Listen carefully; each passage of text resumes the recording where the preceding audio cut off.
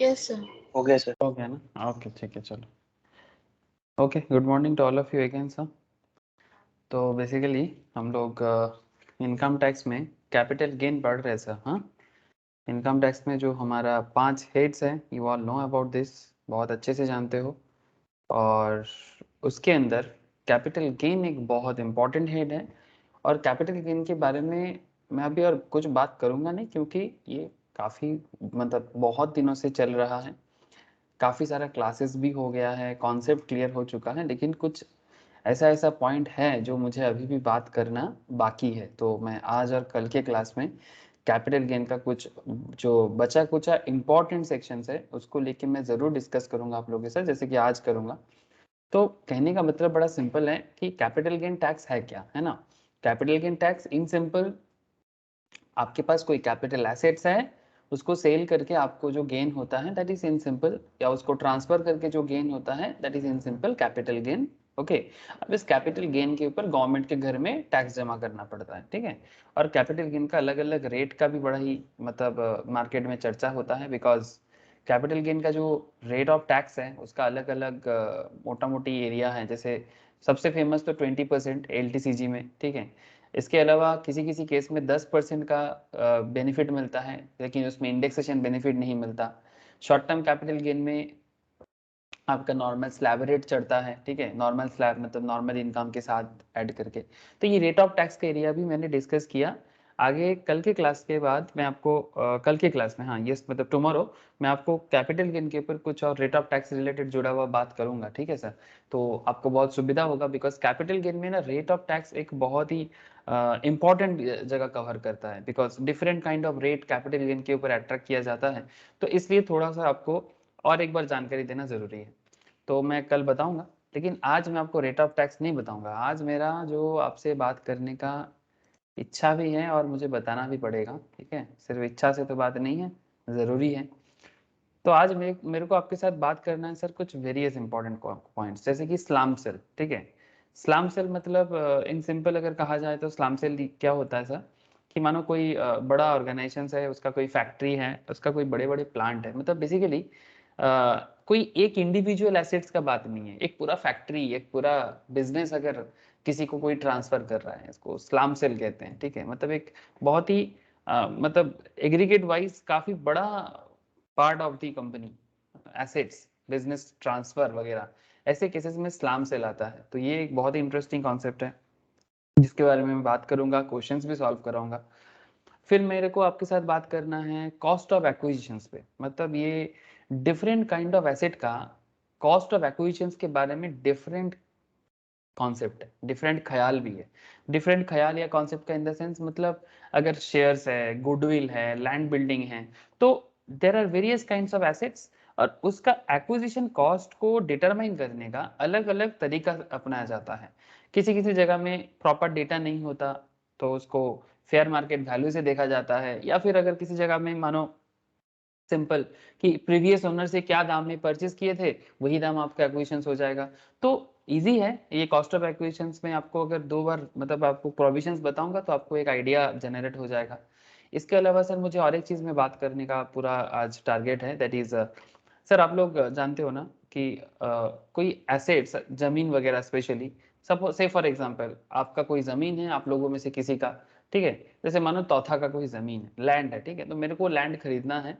तो तौथा अपना जमीन जो है वो मार्केट में मार्केटिंग किया, और ऐसे जमीन वगैरह रहने से मार्केटिंग करने का जरूरत नहीं होता, बस एक बार सबको बता दो कि भाई मेरा जमीन है, मैं बेचना चाहता हूँ, कस्टमर ऐसे ही हाजिर हो जाता है। हाँ सीरियसली सर, इसका मार्केटिंग का जरूरत ही नहीं होता। क्यों?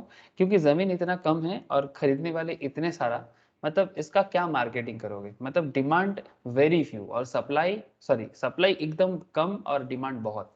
तो जमीन के मामले में स्पेशली अगर सिटी के आसपास में कहीं जमीन हो, तो सर मतलब वो गिद्ध की तरह ना गिर पड़ता है कि भाई मेरे को चाहिए, मेरे को चाहिए, मेरे को चाहिए।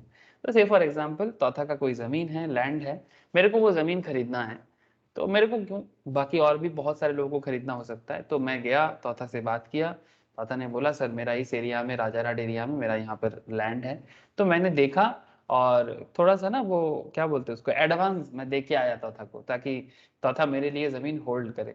ठीक है, तो 2 मंथ्स 3 मंथ्स का एक टाइम पीरियड चौथा ने मेरे को दिया कि सर 2 मंथ्स के अंदर अगर आप बाकी पेमेंट कर देते हो, ठीक है, या फिर और 50% कर देते हो तो जमीन का जो भी है आपको ही मैं सेल करूंगा। तो ये एडवांस मनी, अगर मानो कई बार ऐसे होते हैं कि 2 महीना बीत गया लेकिन मेरे को जो पैसा जरूरत था वो मैंने जुगाड़ नहीं कर पाया, और अगर मैं जुगाड़ नहीं कर पाया तो चौथा ने मेरा पैसा को क्या कर दिया, फॉरफिट कर दिया। ठीक है, तो इसको बोलते हैं सर एडवांस मनी फॉरफिटेड। ठीक है, तो ये एडवांस मनी अगर कोई फॉरफिट कर लेता है कैपिटल गेन में या इनकम टैक्स में, इसका क्या ट्रीटमेंट होता है?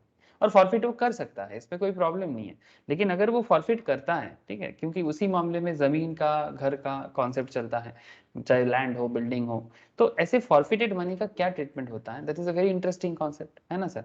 तो ऐसा ही sir slump sale, forfeited shares, sorry forfeited advance money, इसका क्या चलेगा, ये सब चर्चा मैं आज आपके साथ करूंगा। और उससे पहले मैं आपको एक बार कॉस्ट ऑफ एक्विजिशंस और लास्ट दिन का एक होमवर्क था डिप्रिशिएबल एसेट्स के ऊपर, ऐसे 2 होमवर्क था, एक क्वेश्चन नंबर 8 और एक क्वेश्चन नंबर 9।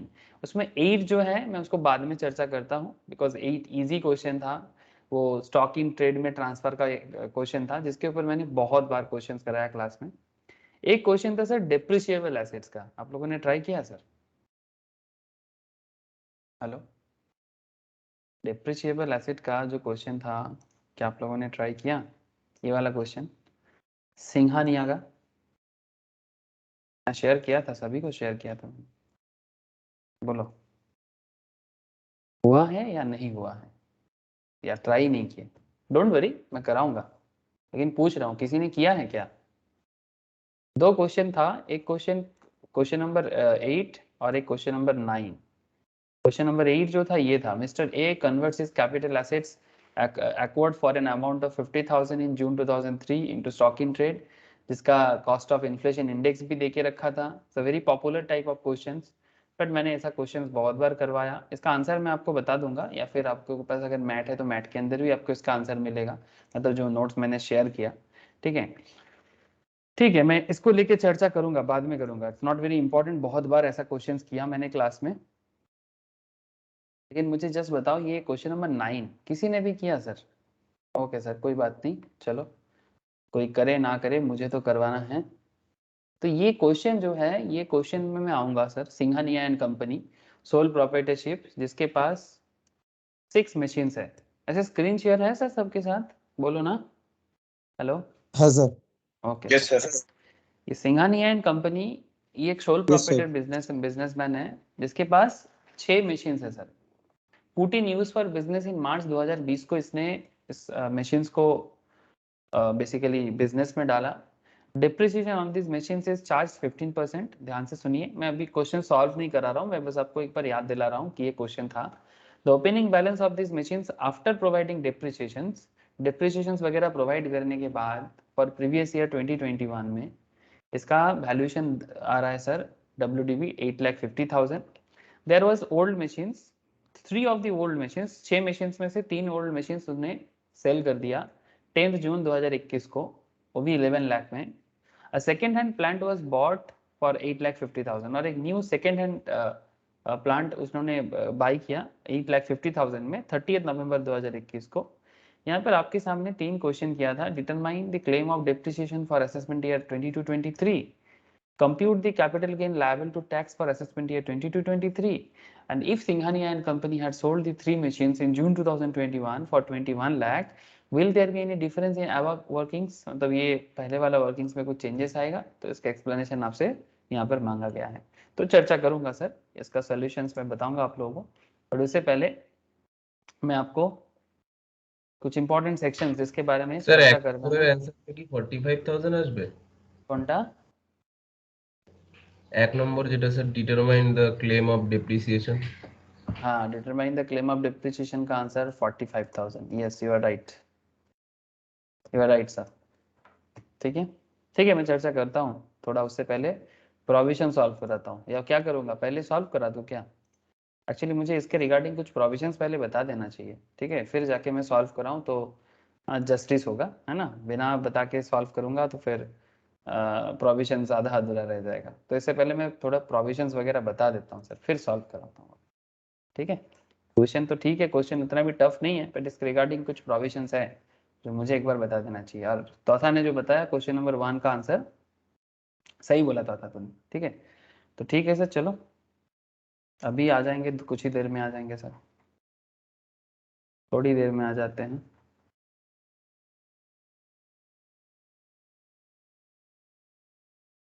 अच्छा, मैंने लास्ट वीक बहुत सारा इंपॉर्टेंट सेक्शंस डिस्कस कर लिया था, ठीक है। आई होप आप लोगों को याद है। जैसे मानो कि अगर मैं अभी तक का कैपिटल गेन का जर्नी एक बार आप लोगों को वापस याद दिलाऊं, तो क्या क्या हम लोग कर चुके हैं और क्या करना बाकी है। जैसे मानो कि आप लोगों ने सर सेक्शन 45 का एरिया पूरा कवर कर चुके हैं, जो basically chargeability of capital gain पे बात करता है, it's a very important area.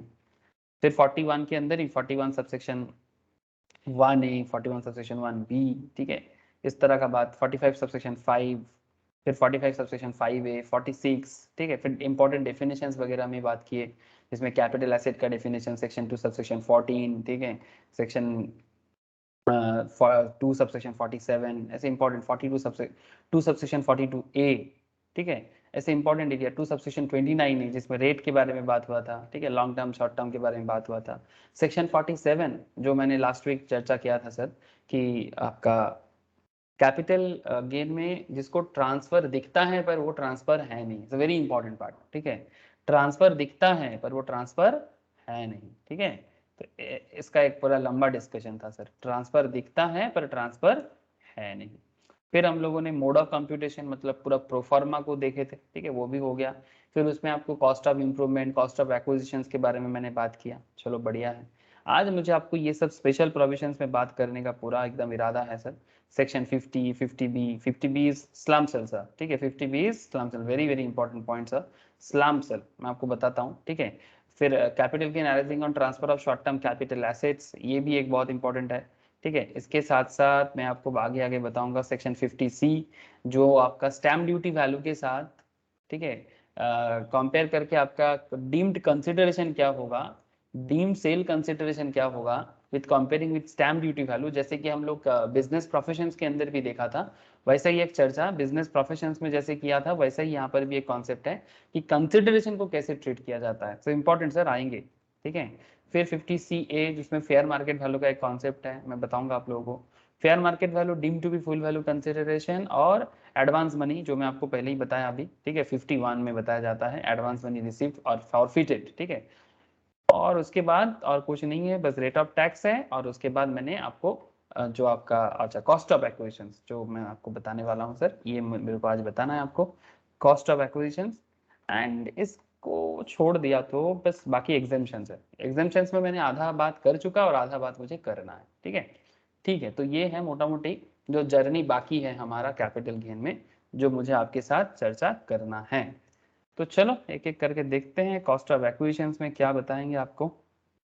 अच्छा, कॉस्ट ऑफ एक्विजिशंस बताने से पहले एक बार आपको मैं ascertainment of cost in specified circumstances, ध्यान से थोड़ा देखिए, प्रोविजंस का चर्चा करने वाले हैं अभी। चुपचाप आधा घंटा प्रोविजंस पे ध्यान दीजिए, आधा घंटा से कम में भी कोशिश करता हूं मैं आपको बताने का, ठीक है, कि क्या क्या मोटा मोटी ascertainment of cost in specified circumstances, मतलब कुछ स्पेसिफाइड सर्कमस्टेंसेस, ये सब जगह से ना काफी small MCQ type of questions पूछ लेते हैं, तो आपको हमेशा रेडी रहना चाहिए, ठीक है सर।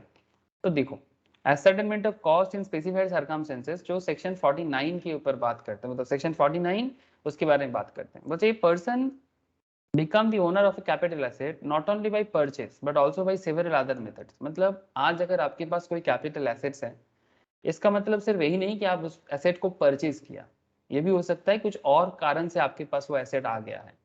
तो सवाल ये है, सेक्शन 49 आपको ये गाइडलाइंस देता है as to how to compute cost under different circumstances.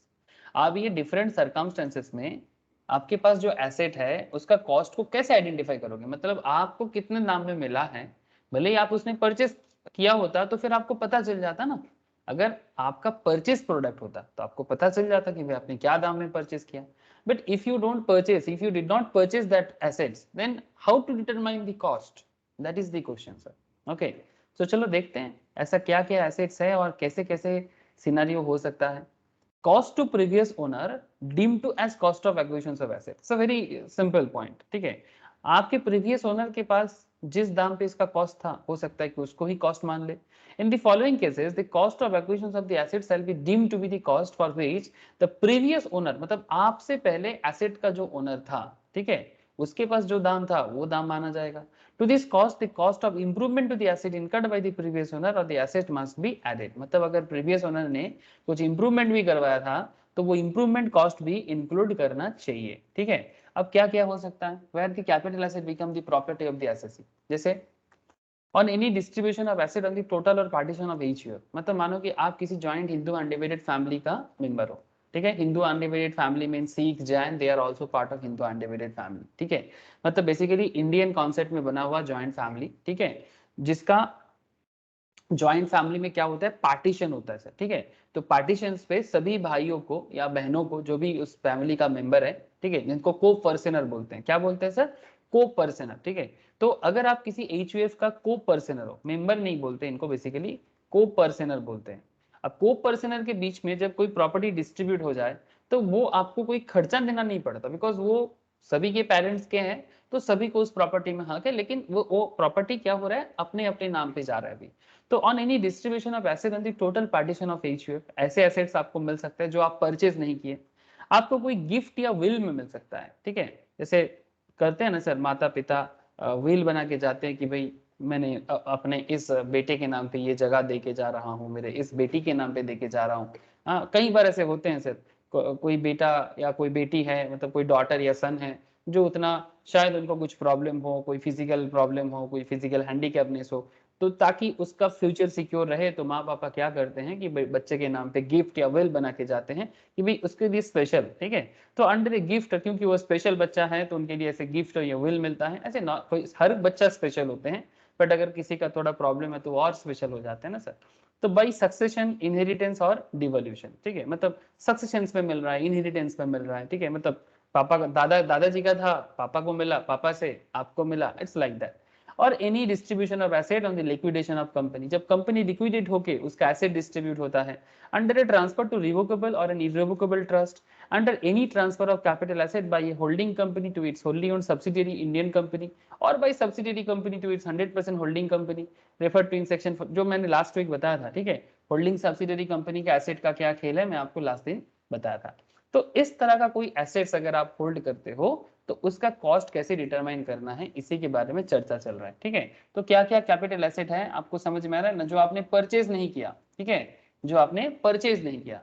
तो under any transfer refer to in section 47 subsection 6 of a capital asset by amalgamating company to the amalgamated Indian company, मतलब दो company क्या हो रहा है sir, मार्ज हो रहा है, ठीक है। कोई इंडियन कंपनी अमलगामेट हो रहा है किसी और कंपनी के साथ, हो सकता है वो फॉरेन कंपनी हो, ठीक है, या फिर दो इंडियन कंपनी अमलगामेट हो रहा है। अमलगामेशन का मतलब क्या होता है, मार्ज कर जाना, इन सिंपल इतना याद रखो। या फिर आप अगर नोट्स के अंदर देखोगे ना, अमलगामेशन का एकदम प्रॉपर डेफिनेशंस भी देके रखा है, आप उसको भी गो थ्रू एक बार कर सकते हो। तो under any transfer refer to in section 47 subsection 6 of a capital asset by amalgamating company to the amalgamated Indian company in a scheme of amalgamation, ठीक है। जैसे वोडाफोन आइडिया ने अमलगामेट किया, मार्च किया, ठीक है, ऐसे बहुत सारे एग्जांपल है सर, ठीक है। दो कंपनी जुड़ गया और एक हो गया, ठीक है। तो ऐसे केस में जो एसेट ट्रांसफर होता है वो भी तो कोई परचेज नहीं कर रहा है। Under any transfer referred to in section 47 subsection 6b of capital asset by the demerged company to the resulting Indian company, दो कंपनी अलग हो गया, ठीक है, उसमें एक इंडियन कंपनी अलग हो गया इन स्कीम ऑफ डिमर्जर, ठीक है। अब एक था अलग हो गया, ऐसा भी हो सकता है। अब ऐसे केसेस में भी जब एसेट ट्रांसफर हो रहा है वो भी तो कोई परचेज नहीं कर रहा है, ठीक है। तो आप समझ रहे हो ना, ऐसे डिफरेंट समय में आपके पास डिफरेंट काइंड ऑफ एसेट्स आ सकते हैं जो आपने परचेज नहीं किया। या फिर आप ऐसे देख सकते हो, by conversion by an individual of his separate property into a HO property, by conversion by an individual of his separate property into a HO property, ठीक है। मतलब हिंदू आपका सेपरेट प्रॉपर्टी था, उसको आप मतलब जॉइंट फैमिली के अंदर डाल दिए, ठीक है। तो ऐसे केसेस में by made refer to in section 64 subsection 2। तो अकॉर्डिंगली सेक्शन 2 सबसेक्शन 42A जो बेसिकली होल्डिंग पीरियड के बारे में बात करते हैं, provides that in all such cases for determining the period for which the capital asset is held by the transferee, the period of holding of asset by the previous owner shall also be considered। मतलब ये जो cases मैंने अभी आपको 9 cases बताया, ये सारे के सारे केसेस के देखा जाता है कि प्रीवियस ओनर इससे पहले जो ओनर था वो कितना दिन होल्ड करता है एसेट्स को, ये एक बहुत बड़ा मुद्दा है, ठीक है, क्योंकि उसी के बेसिस में वो शॉर्ट टर्म होगा कि लॉन्ग टर्म होगा, ठीक है, या उसका क्या कॉस्ट हो सकता है ये डिटरमाइन किया जाता है। तो ये डिफरेंट केसेस में डिफरेंट होता है। इसका एक रियल केस हुआ है, चलो आपको मैं एक स्पेशल केस बताता हूँ। The issue as to whether indexation benefit in respect of a gifted asset, ध्यान से सुनिएगा सर, अगर कोई एसेट किसी को गिफ्ट में मिल रहा है, ठीक है, अगर कोई एसेट किसी को गिफ्ट में मिल रहा है तो क्या उसमें इंडेक्सेशन बेनिफिट मिलेगा? The issue as to whether indexation benefit in respect of a gifted asset shall apply from the year in which the asset was first held by the assessee or from the year in which the same was first acquired by the previous owner। मतलब मानो कि parents ने किसी special son को, ठीक है, gift दे रहा है। Now point is that special son को जब गिफ्ट मिल रहा है उस दिन से उसका एक्विजिशन माना जाए कि पेरेंट्स के ओनरशिप से एक्विजिशन माना जाए? दैट इज वेरी इंटरेस्टिंग ना सर, आपको बात समझ में आ रहा है ना सर? मतलब जिस दिन मानो कि स्पेशल सन या डॉटर को कोई प्रॉपर्टी मिल रहा है तो गिफ्ट में मिला, तो एक्विजिशन कौन सी डेट को मानेंगे? जिस दिन डॉटर या सन को वो प्रॉपर्टी गिफ्ट में मिला उस दिन को मानेंगे, या फिर ये प्रॉपर्टी जिस दिन से प्रीवियस ओनर, मतलब अगर पेरेंट्स के पास था तो पेरेंट्स जितने दिन से इसको होल्ड कर रहे उसको मानेंगे? तो ये केस बना था बॉम्बे हाई कोर्ट में in commissioner of income tax versus Manjula J सास, वेरी फेमस, मतलब लैंडमार्क जजमेंट था सर, ठीक है, 16 टैक्समैन 42 बॉम्बे, ठीक है। तो ये केस जो बना था, अब इस केस को थोड़ा देखते हैं, चलो। एज पर explanation 1 sorry to section 2 subsection 42A, in case the capital asset becomes the property of the assessee, अगर कोई capital assets सेक्शन 2 सबसेक्शन 14 के हिसाब से किसी का प्रॉपर्टी बन जाता है, in this circumstances mention in section 49 subsection 1, ठीक है, उसके साथ जुड़ा हुआ बाय वे ऑफ गिफ्ट, किस लिए? गिफ्ट के जरिए प्रीवियस ओनर से मिल रहा है। Then for determining the nature of the capital asset, the aggregate period for which the capital asset is held by the assessee and the previous owner shall be considered, मतलब वो previous owner कितना दिन asset को hold करता है ये consider किया जाएगा। As per the section 48, the profit and gain arising on the transfer of long-term capital asset shall be computed by reducing the index cost of acquisitions from the net sale consideration। मतलब उसमें index cost का benefit भी, मतलब ICOA जो मैंने आपको इतना देर पहले भी, मतलब लास्ट प्रीवियस क्लासेस में, अगर सभी ने क्लासेस किया प्रीवियसली, मैं बहुत सारा क्वेश्चंस, 2-3 क्वेश्चन तो करा ही दिया कॉस्ट ऑफ एक्विजिशंस के बेसिस में, और आगे आगे मैं आपको और भी होमवर्क में दूंगा, आप लोग कीजिएगा। तो इसमें किस तरह से कॉस्ट ऑफ एक्विजिशंस यूज किया जाता है मैंने दिखाया। तो फिर क्या बात निकल रहा है सर? एज पर the provision of section 48, the profit and gains arising on transfer of a long term capital asset shall be computed। किस तरह से कंप्यूट करना चाहिए? इंडेक्स कॉस्ट का जो बेनिफिट है उसको लेस करो और नेट सेल कंसिडरेशन निकालो। The index cost of acquisitions means the amount which bears the cost of acquisitions the same proportion as the cost of inflation index। Simple बात है कि वो जैसे मानो कि इन्फ्लेशन के कारण, ठीक है, प्रीवियस ओनर ने जब उस एसेट्स को लिया था, ऐसे तो जो हमारा जो इंडेक्सेशन है वो 2001 से अभी न्यूली उसको डिटरमाइन किया जाता है। आपके पास टेबल भी है, मैं आपको दिखाया भी, ये देखो, ये 2001-2 से एक्चुअली इन्फ्लेशन कॉस्ट इंडेक्स का डिटर्मिनेशन है। अगर किसी का इससे पुराना एसेट्स है तो भी इसका जो भी स्टार्टिंग ईयर माना जाएगा 2001-2 से, ठीक है। सबसे 2001-2 का इन्फ्लेशन इंडेक्स 100 माना जाता है, ठीक है, और जो लेटेस्ट है 2021-22 का उसका है 317, ठीक है। 2021-22 का जो इन्फ्लेशन है वो 317, लेकिन आप एक बार टेबल को गो थ्रू करके रखिएगा, क्योंकि एग्जाम सिचुएशंस में नॉर्मली दे देता है सर, 90% केसेस में दिए देते हैं कि इंडेक्सेशन बेनिफिट का टेबल जो है वो आपको पुट कर दे देगा। जैसे कि ये वाला क्वेश्चन में आपको क्वेश्चन नंबर 8 में दिया था, ये देखो आपको इंडेक्सेशन टेबल गिवन रहता है, ठीक है, जिस साल में परचेस किया और जिस साल उसका ट्रांसफर चल रहा है वो दोनों साल का आपको दे के रखेगा, ठीक है, नॉर्मली यही है। बट फिर भी एक बार गो थ्रू करने के लिए मैं आपको जरूर बोलूंगा कि आप टेबल को एक बार जरूर गो थ्रू करें, ठीक है। ये इन्फ्लेशन इंडेक्स है, क्योंकि समय के साथ साथ चीजों का एप्रिसिएशन होता है, वैल्यूएशन बढ़ता जाता है। जो 2001-2 में परचेस था उसका सिमिलर इन्फ्लेशन एडजस्ट करके आपको आज के डेट में वैल्यूएशन को कन्वर्ट करना होता है, इसके लिए ये टेबल यूज किया जाता है। आपको अभी ज्यादा दिमाग लगाने का जरूरत नहीं है, आप बस ये टेबल को थोड़ा सा गो थ्रू कर लीजिए, और जैसे टेबल आपको गिवन रहेगा क्वेश्चंस में, आपको वो टेबल यूज करके बेसिकली आंसर फाइंड आउट करना है। और ये देखा गया है, क्वेश्चंस हम लोगों ने किया इससे पहले, कि इंडेक्सेशन बेनिफिट अगर लेता है तो उसमें क्या होता है, उसका एसेट्स का जो एक्विजिशन कॉस्ट है वो क्या हो जाता है, ज्यादा हो जाता है, तो इसमें क्या होता है, आपका कैपिटल गेन जो है ना वो कम होगा, और कैपिटल गेन कम होने से आपका कैपिटल गेन टैक्स भी कम होगा। ठीक है, मतलब सिंपल बात है, अगर मानो किसी ने 1999 में कोई लैंड परचेज किया था, से फॉर एग्जांपल जमीन परचेज था 50,000 में, से फॉर एग्जांपल न्यू टाउन में, ठीक है, कोलकाता का सबसे मतलब क्या ग्रोइंग एरिया है ना, सबसे मतलब दामी एक्सपेंसिव एरिया आज के डेट में। तो न्यू टाउन में अगर किसी ने 50,000 में कोई जमीन कभी खरीदा था, से फॉर एग्जांपल 1 कट्ठा जमीन 50,000 में, आई नो कि शायद नहीं मिलता होगा, बट हो सकता है, कोई धान का खेत था, ठीक है, कोई एग्रीकल्चरल लैंड था उस जमाने में, ठीक है, तो ले लिया। लेकिन आज वही जमीन आज के डेट में 50 लाख में सपोज बेच रहा है, ठीक है, 50 लाख, और ज्यादा होता है सर, मैं बस 50 लाख लिया। तो अगर 99 में किसी ने जमीन को 50,000 में लिया और उसका आज का दाम 50 लाख है, तो फिर आपका कैपिटल गेन हो जाएगा सर 49 लाख। लेकिन इस 50,000 का इन्फ्लेशन एडजस्ट करो आज के डेट में, तो फिर आपका ये जो कैपिटल गेन है ना, ये जो 49,50,000 का, ये बहुत ज्यादा कम हो जाएगा। ठीक है, इसमें आपका कैपिटल गेन में सुविधा मिलता है, मतलब कैपिटल गेन कम होगा तो फिर आपका टैक्स भी कम हो जाएगा। तो ये इंडेक्सेशन बेनिफिट मिलना चाहिए, ठीक है, लेकिन हर जगह में नहीं मिलता। मैं आपको आज ऐसे भी केसेस बताऊंगा जहां पर आपको इंडेक्सेशन बेनिफिट नहीं मिलेगा, ठीक है, जैसे कि स्लैम सेल, याद रखिए, आगे आगे चर्चा करेंगे ना तो आपको बताएंगे। तो ये मंजुला जी सागा जो केस हुआ था, इसमें क्या बताया जा रहा है, the index cost of acquisition means the amount of each bears the cost of acquisition the same proportion as cost of inflation index for the year in which the asset is transferred bears to the CII, मतलब cost of inflation index for the year in which the asset was first held by the SSE, transferring it, that is the year in which the asset was gifted to the SSE, जिस साल SSE को property gift किया जाएगा, in case of transfer by the previous owner by way of gift।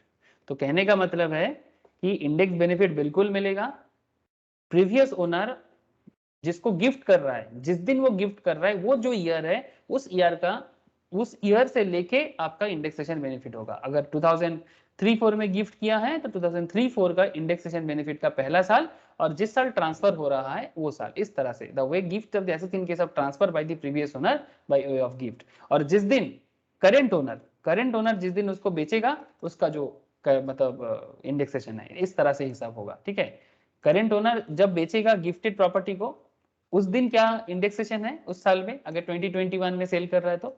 और जो indexation benefit लेना है, तो प्रीवियस ओनर करेंट ओनर को जिस साल गिफ्ट किया था उस साल का इंडेक्सेशन बेनिफिट जरूर मिलना चाहिए। तो issue under consideration was whether in case where the SEC had acquired a capital asset by way of gift from previous owner, the said asset can be treated as long term capital asset considering the period by holding of the SEC as well as the previous owner। तो obviously ये normal case में देखा जाता है कि ये capital gain होगा, या फिर जितना दिन का होल्डिंग पीरियड के बेसिस में सेक्शन 2 सबसेक्शन 42A का जो हिसाब है होल्डिंग पीरियड के हिसाब से आप इसका long term short term determine कीजिएगा। The Bombay High Court held that the indexation cost acquisition in case of gifted asset has to be computed with reference to the year in which the previous owner first held the asset and not the year in which the SSE became the owner of the asset। ठीक है, as per the plain reading of the provision of section 48, however, the index cost of acquisition would be determined by taking CII for the year in which the asset is first held by the SSE। ठीक है, तो Bombay high court क्या बताता है sir, the Bombay High Court held that index cost of acquisition in case of gifted asset has to be computed with reference to the year in which previous owner first held the asset, मतलब previous owner first time जब उसको hold किया था, and not the year in which SSE became the owner of the asset। ठीक है, first time जब वो hold किया था उसको भी दिमाग में रखा जाता है इंडेक्सेशन यूज करने के टाइम पे।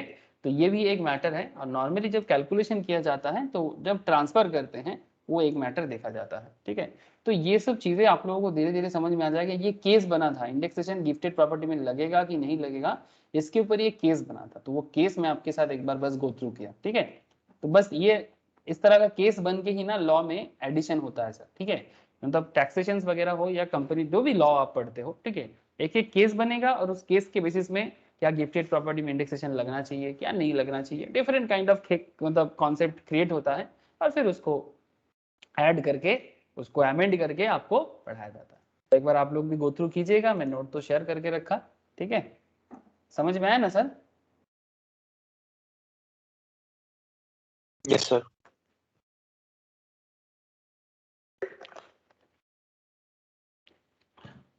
तो ये सब मैटर में थोड़ा ध्यान रखिएगा। मैंने ये केस लॉ बताने के लिए मैंने थोड़ा सा सोचा कि एक बार आपको बता देते हैं। इसके अलावा cost of acquisition of shares received under the scheme of amalgamations, amalgamations में अगर किसी को शेयर्स मिल रहा है किसी कंपनी का, ठीक है, तो उसका भी देखा जाता है। Shares is amalgamated in company which is Indian company become the property of the SSE in consideration of the transfer shared referred to in section 47 subsection 7 held by him in the amalgamating company under the scheme of amalgamation. The cost of acquisitions to him of the shares in amalgamated company shall be taken as the cost of acquisition of the shares in the amalgamating company. मतलब amalgamate करने के बाद जो cost आता है वो section 49 subsection 2 आपको बताते हैं। इस तरह से आपको यहाँ पर cost of acquisitions of share receiving during process of conversion of bonds or debenture stock or deposit certificate. It is possible that a person might have become the owner of shares or debentures in a company during the process of conversion of bond or debenture stock or deposit certificate referred under section 47 subsection 10. In such a case, the cost of acquisitions to the person shall be deemed to be that part of cost of debentures, debenture stock, bond or deposit certificate in relation to which such asset is acquired by that person. मतलब जिस दिन आप उसको acquire कर रहे हो उस दिन में जो कन्वर्जन हो रहा है सेक्शन 49 सबसेक्शन 2A के हिसाब से आपका वो कॉस्ट लिया जाएगा। ये सब के ऊपर बेस करके क्वेश्चंस कराएंगे तो आपको और थोड़ा सुविधा हो जाएगा। बट एक बार मैं आपको बस पॉइंट एक बार बता दे रहा हूँ ना, ताकि आपके दिमाग में रहे कि अच्छा डिफरेंट सिचुएशन में डिफरेंट कॉस्ट आ सकता है। Cost of acquisition of specified security और sweat equity shares. Sweat equity share normally किसको मिलता है? स्वेट इक्विटी शेयर सर जो एम्प्लॉइज को मिलता है ना, ईसॉप। हाँ, एम्प्लॉय स्टॉक ऑप्शंस या ईसॉप के नाम पे मिला दिया जाता है अपने एम्प्लॉइज को थोड़ा सा डिस्काउंट रेट में, ठीक है। ऐसा एक क्वेश्चन है, मैं आपको बताऊंगा आज, ठीक है। तो where the capital gain arises from transfer of specified security और sweat equity shares referred to in section 17 subsection 2 clause 6, the cost of acquisition of such security of shares shall be the fair market value which has been taken into account for perquisite valuation। Fair market value लिया जाता है, ठीक है। अब ये fair market value का क्या खेल है, इसके लिए 2018 का एक न्यू अमेंडमेंट है जो मुझे आपको बताना पड़ेगा, ठीक है। तो cost of acquisition of equity shares received at the time of conversion of preference shares, ठीक है। ध्यान से देखिए, cost of acquisition of the equity shares of a company which become the property of the SSC. Equity share आपका property हो गया in consideration of transfer referred to in section 47 subsection 10b shall be deemed to be this that part of the cost of the preference share in relation to which such asset is acquired by the SSA। अगर किसी preference share का part convert होकर equity बन रहा है तो जो part बन रहा है उसको जिस दाम पे एक्विजिशन हुआ है वो दाम लेना पड़ेगा। तो ऐसे डिफरेंट केसेस बनता है sir. Cost of acquisition of share received by the resulting company the scheme of demerger, ठीक है। Cost of acquisition of the shares held in the demerged company, cost of acquisition of property subject to tax under section 56 subsection 2 clause 10, ठीक है, ये other source के अंदर आएगा, ठीक है। Cost of acquisition of property subject to tax under section 56 subsection 2 clause 10, ये other source का सेक्शन है। where capital gain arises from transfer of such property which has been subject to tax under other source, मतलब 56 subsection 2 clause 10 मैं आपको other source के अंदर बताऊंगा। ये देखो यहाँ पर एकदम बोला है कि इनकम फ्रॉम अदर सोर्स में मैं इसके बारे में आपके साथ बात करूंगा, ठीक है। और यहाँ पर क्या बोला है sir, cost of acquisition of capital asset being share in project referred under section 45 subsection 5A, ठीक है। तो ऐसा डिफरेंट आपको दिखाई दे रहा है। जैसे कॉस्ट ऑफ एक्विजिशंस जो है वो सेक्शन 55 सबसेक्शन 2 में बोला है, कॉस्ट ऑफ एक्विजिशंस के बारे में बोला है। जैसे कि एग्जांपल के आप देख सकते हो। अच्छा, एग्जांपल देखो क्या बोलता है।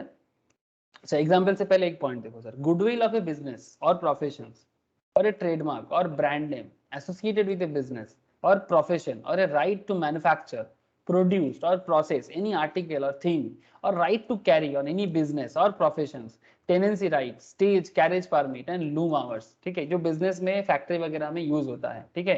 ये इसका कॉस्ट कैसे होगा इन case of acquisition from previous owner, अगर आप किसी प्रीवियस ओनर से ले रहे हो। In case of the above capital asset, the SSE has purchased them from a previous owner. The cost of acquisitions means the amount of the purchase price.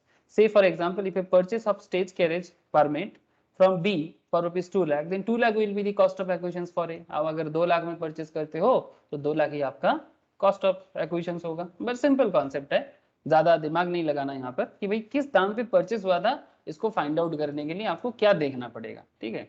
तो यहीं पर ये सब चीज बोला है। In case of circumstances mention under section 49 under the gift, जो मैं आपको अभी बोल के आया, बहुत सारा एक ही बात फिर से यहाँ पर प्रोविजंस के लिए लिखा गया है।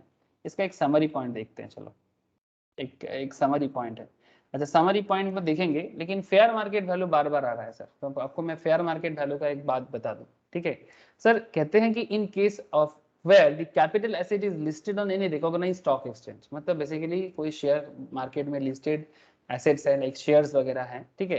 एज ऑन 31 जनवरी 2018 में जो इसका वैल्यूएशन है उसी को फेयर मार्केट वैल्यू बोलते हैं। if there is a trading in such asset on such exchange on 31st January 2018, the highest price of the capital asset quoted on such exchange on the said date, वही उसका fair market value माना जाएगा। 31 January 2018 में अगर कोई capital assets stock exchange में listed जो भी हाईएस्ट प्राइस में लिस्टेड हुआ था वही उसका फेयर मार्केट वैल्यू अभी माना जा रहा है। If there is no trading in such asset on such exchange on 2018 31 January 2018 में अगर नहीं है, then highest price of such asset on such exchange on a date immediately preceding 31 January 2018 में जो उसका हाईएस्ट प्राइस है, मतलब 2018 31 जनवरी से पहले जो हाईएस्ट प्राइस है एक्सचेंज में एक्सचेंज हुआ था, ट्रेडिंग हुआ था मार्केट में, वो उसका फेयर मार्केट वैल्यू होगा। तो ये फेयर मार्केट के बारे में, फेयर मार्केट वैल्यू के बारे में 2018 31 जनवरी का एक डेट का हिसाब है, ठीक है। स्टॉक एक्सचेंज में अगर उस डेट में जो हाईएस्ट दाम चला था वो दाम लिया जा सकता है, या फिर उससे पहले अगर कोई ज्यादा दाम था उसको भी लिया जा सकता है, ठीक है। तो यही बोला है, in case where the capital asset in unit which is not listed on recognized stock exchange, कोई म्यूचुअल फंड यूनिट टाइप के हैं लेकिन वो रिकॉग्नाइज्ड स्टॉक एक्सचेंज में लिस्टेड नहीं है 31 जनवरी 2018 में, नेट एसेट वैल्यू एनएवी को लिया जाएगा, बिकॉज वो फंड है तो उसका एनएवी होता है of such unit as on the set date, but वो किसी रिकॉग्नाइज्ड स्टॉक एक्सचेंज में नहीं है, ठीक है। तो बार बार एक चीज देखो आप, फेयर मार्केट वैल्यू में 31 जनवरी 2018 का जो डेट है ना इसको लिया जा रहा है। डोंट वरी, एक चीज मैंने आपको पहले भी क्वेश्चन करा के रखा, आप देखिएगा ये क्वेश्चन मैंने कराया कि 31 जनवरी 2018 का केस क्या है, क्वेश्चन होके रखा है सर, मैं आई थिंक फर्स्ट या सेकेंड या थर्ड लेक्चर्स में किया था, है ना सर?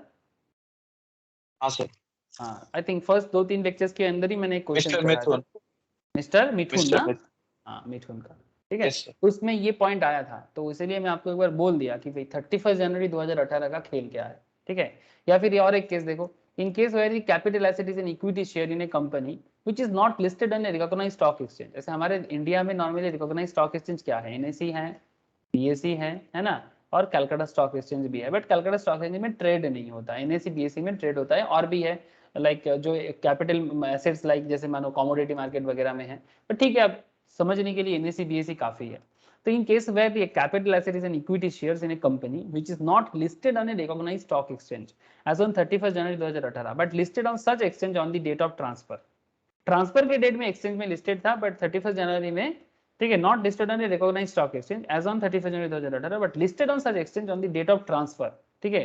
तो ऐसे केसेस में an amount which bears to the cost of acquisitions of the same proportion of cost of inflation index for the financial year 17-18 bears to the CII for the first year in which asset was held by the SSE or on 1/4/2001 whichever is latter। मतलब कहने का मतलब है अगर 1/4/2001 या फिर उसके बाद जिस डेट में वो एसेट ट्रांसफर हुआ है, अगर 17-18 में हुआ है उसका इंडेक्सेशन लिया जाएगा, बेसिकली जो 2001 के बाद हुआ है, तो an amount which bears the cost of acquisitions for the same proportion as CII for the financial, CII मतलब cost of inflation index, ठीक है, for the financial year 17-18 bears to the CII for the first year in which the asset was held by the SSE or on 1/4/2001 whichever is latter। तो obviously ऐसे cases में latter case कौन सा होगा, 2017-18 वगैरह जो है वही लैटर केस होगा, और उसी का CII वगैरह को लिया जाता है बिकॉज वो फेयर मार्केट वैल्यू का केस है, ठीक है। तो फेयर मार्केट वैल्यू उसको लिया जाएगा कि अगर बाद में आपने एक्वायर किया, ठीक है, तो बाद वाला ही हमेशा आएगा, 2001 से पहले का होगा तो 2001 लिया जाता है, 2001 के बाद जो डेट होगा वो डेट को लिया जाएगा, ठीक है। तो ऐसे ही list of stock exchange listed on a recognized stock exchange on the date of transfer and which became the property of the SEC in consideration of share which is not listed on such exchange as on 31st January 2018 by way of transfer transaction not regarded as transfer under section 47, ठीक है। तो ऐसे various kinds of fair market value का concept आपको दिखाई दिया। एक बात बस देखो सर, प्रोविजंस में बहुत कुछ है, अब आगे आगे आपको जब क्वेश्चंस करने का मौका मिलेगा तो आपको समझ में आएगा।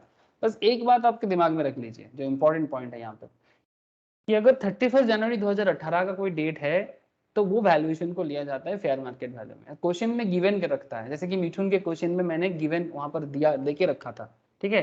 तो इसका ध्यान रखिएगा कि अगर फेयर मार्केट वैल्यू पता नहीं चल रहा है लेकिन आपको गिवन रहेगा कि भाई इस डेट में इसका फेयर मार्केट वैल्यू क्या था, और इस केस में 31 जनवरी 2018 का डेट बहुत वाइटल है सर, ठीक है। ये कुछ इंपॉर्टेंट प्रोविजन मुझे आपको लगा कि एक बार बता देना चाहिए, तो मैंने इसलिए एक बार बता दिया। बाकी यहाँ से ये cost of acquisition of certain assets at a glance, ठीक है, मतलब एक बार शॉर्ट में देख लो कि भाई क्या कॉन्सेप्ट है, शॉर्ट में ही आपको काम आएगा सर, ठीक है। इतना डिटेल्स आपको आप भूल जाओगे लेकिन ये आपको काम आएगा। जैसे मानो कि कैसा एसेट और किस तरह से एक्विजिशन हो रहा है। ध्यान से सुनिए सर, इतना देर से आपको प्रोविजंस बता रहा था, अब इस प्रोविजंस का कंक्लूजन देखो, जो भी इतना देर से बता के आ रहा था उसका समझ पूरा आ जाएगा। ठीक है, जैसे मानो कि गुडविल ऑफ अ बिजनेस और professions, trademark, brand name etcetera अगर सेल्फ जनरेटेड है, सेल्फ जनरेटेड मतलब सर मुझे बता सकते हो सेल्फ जनरेटेड मतलब? बिजनेस का गुडविल, बिजनेस का ट्रेडमार्क, बिजनेस का ब्रांड नेम आपने बनाया। हम लोग खरीदा नहीं किसी से, खुद का यस सर, बनाया हुआ। आपका बना हुआ है, आप किसी से खरीदे नहीं। ठीक है, जैसे मानो मुझे याद आ रहा है रिसेंट एग्जांपल क्या है, का एग्जांपल याद आ गया। इसका जो गुडविल है सर, इसका गुडविल 80 करोड़ में परचेस किया गया, जो कंपनी ने खरीदा है। पता है आपका कंपनी का नाम? मैं भूल जाता हूँ, कुछ फ्रेंच नाम है सर।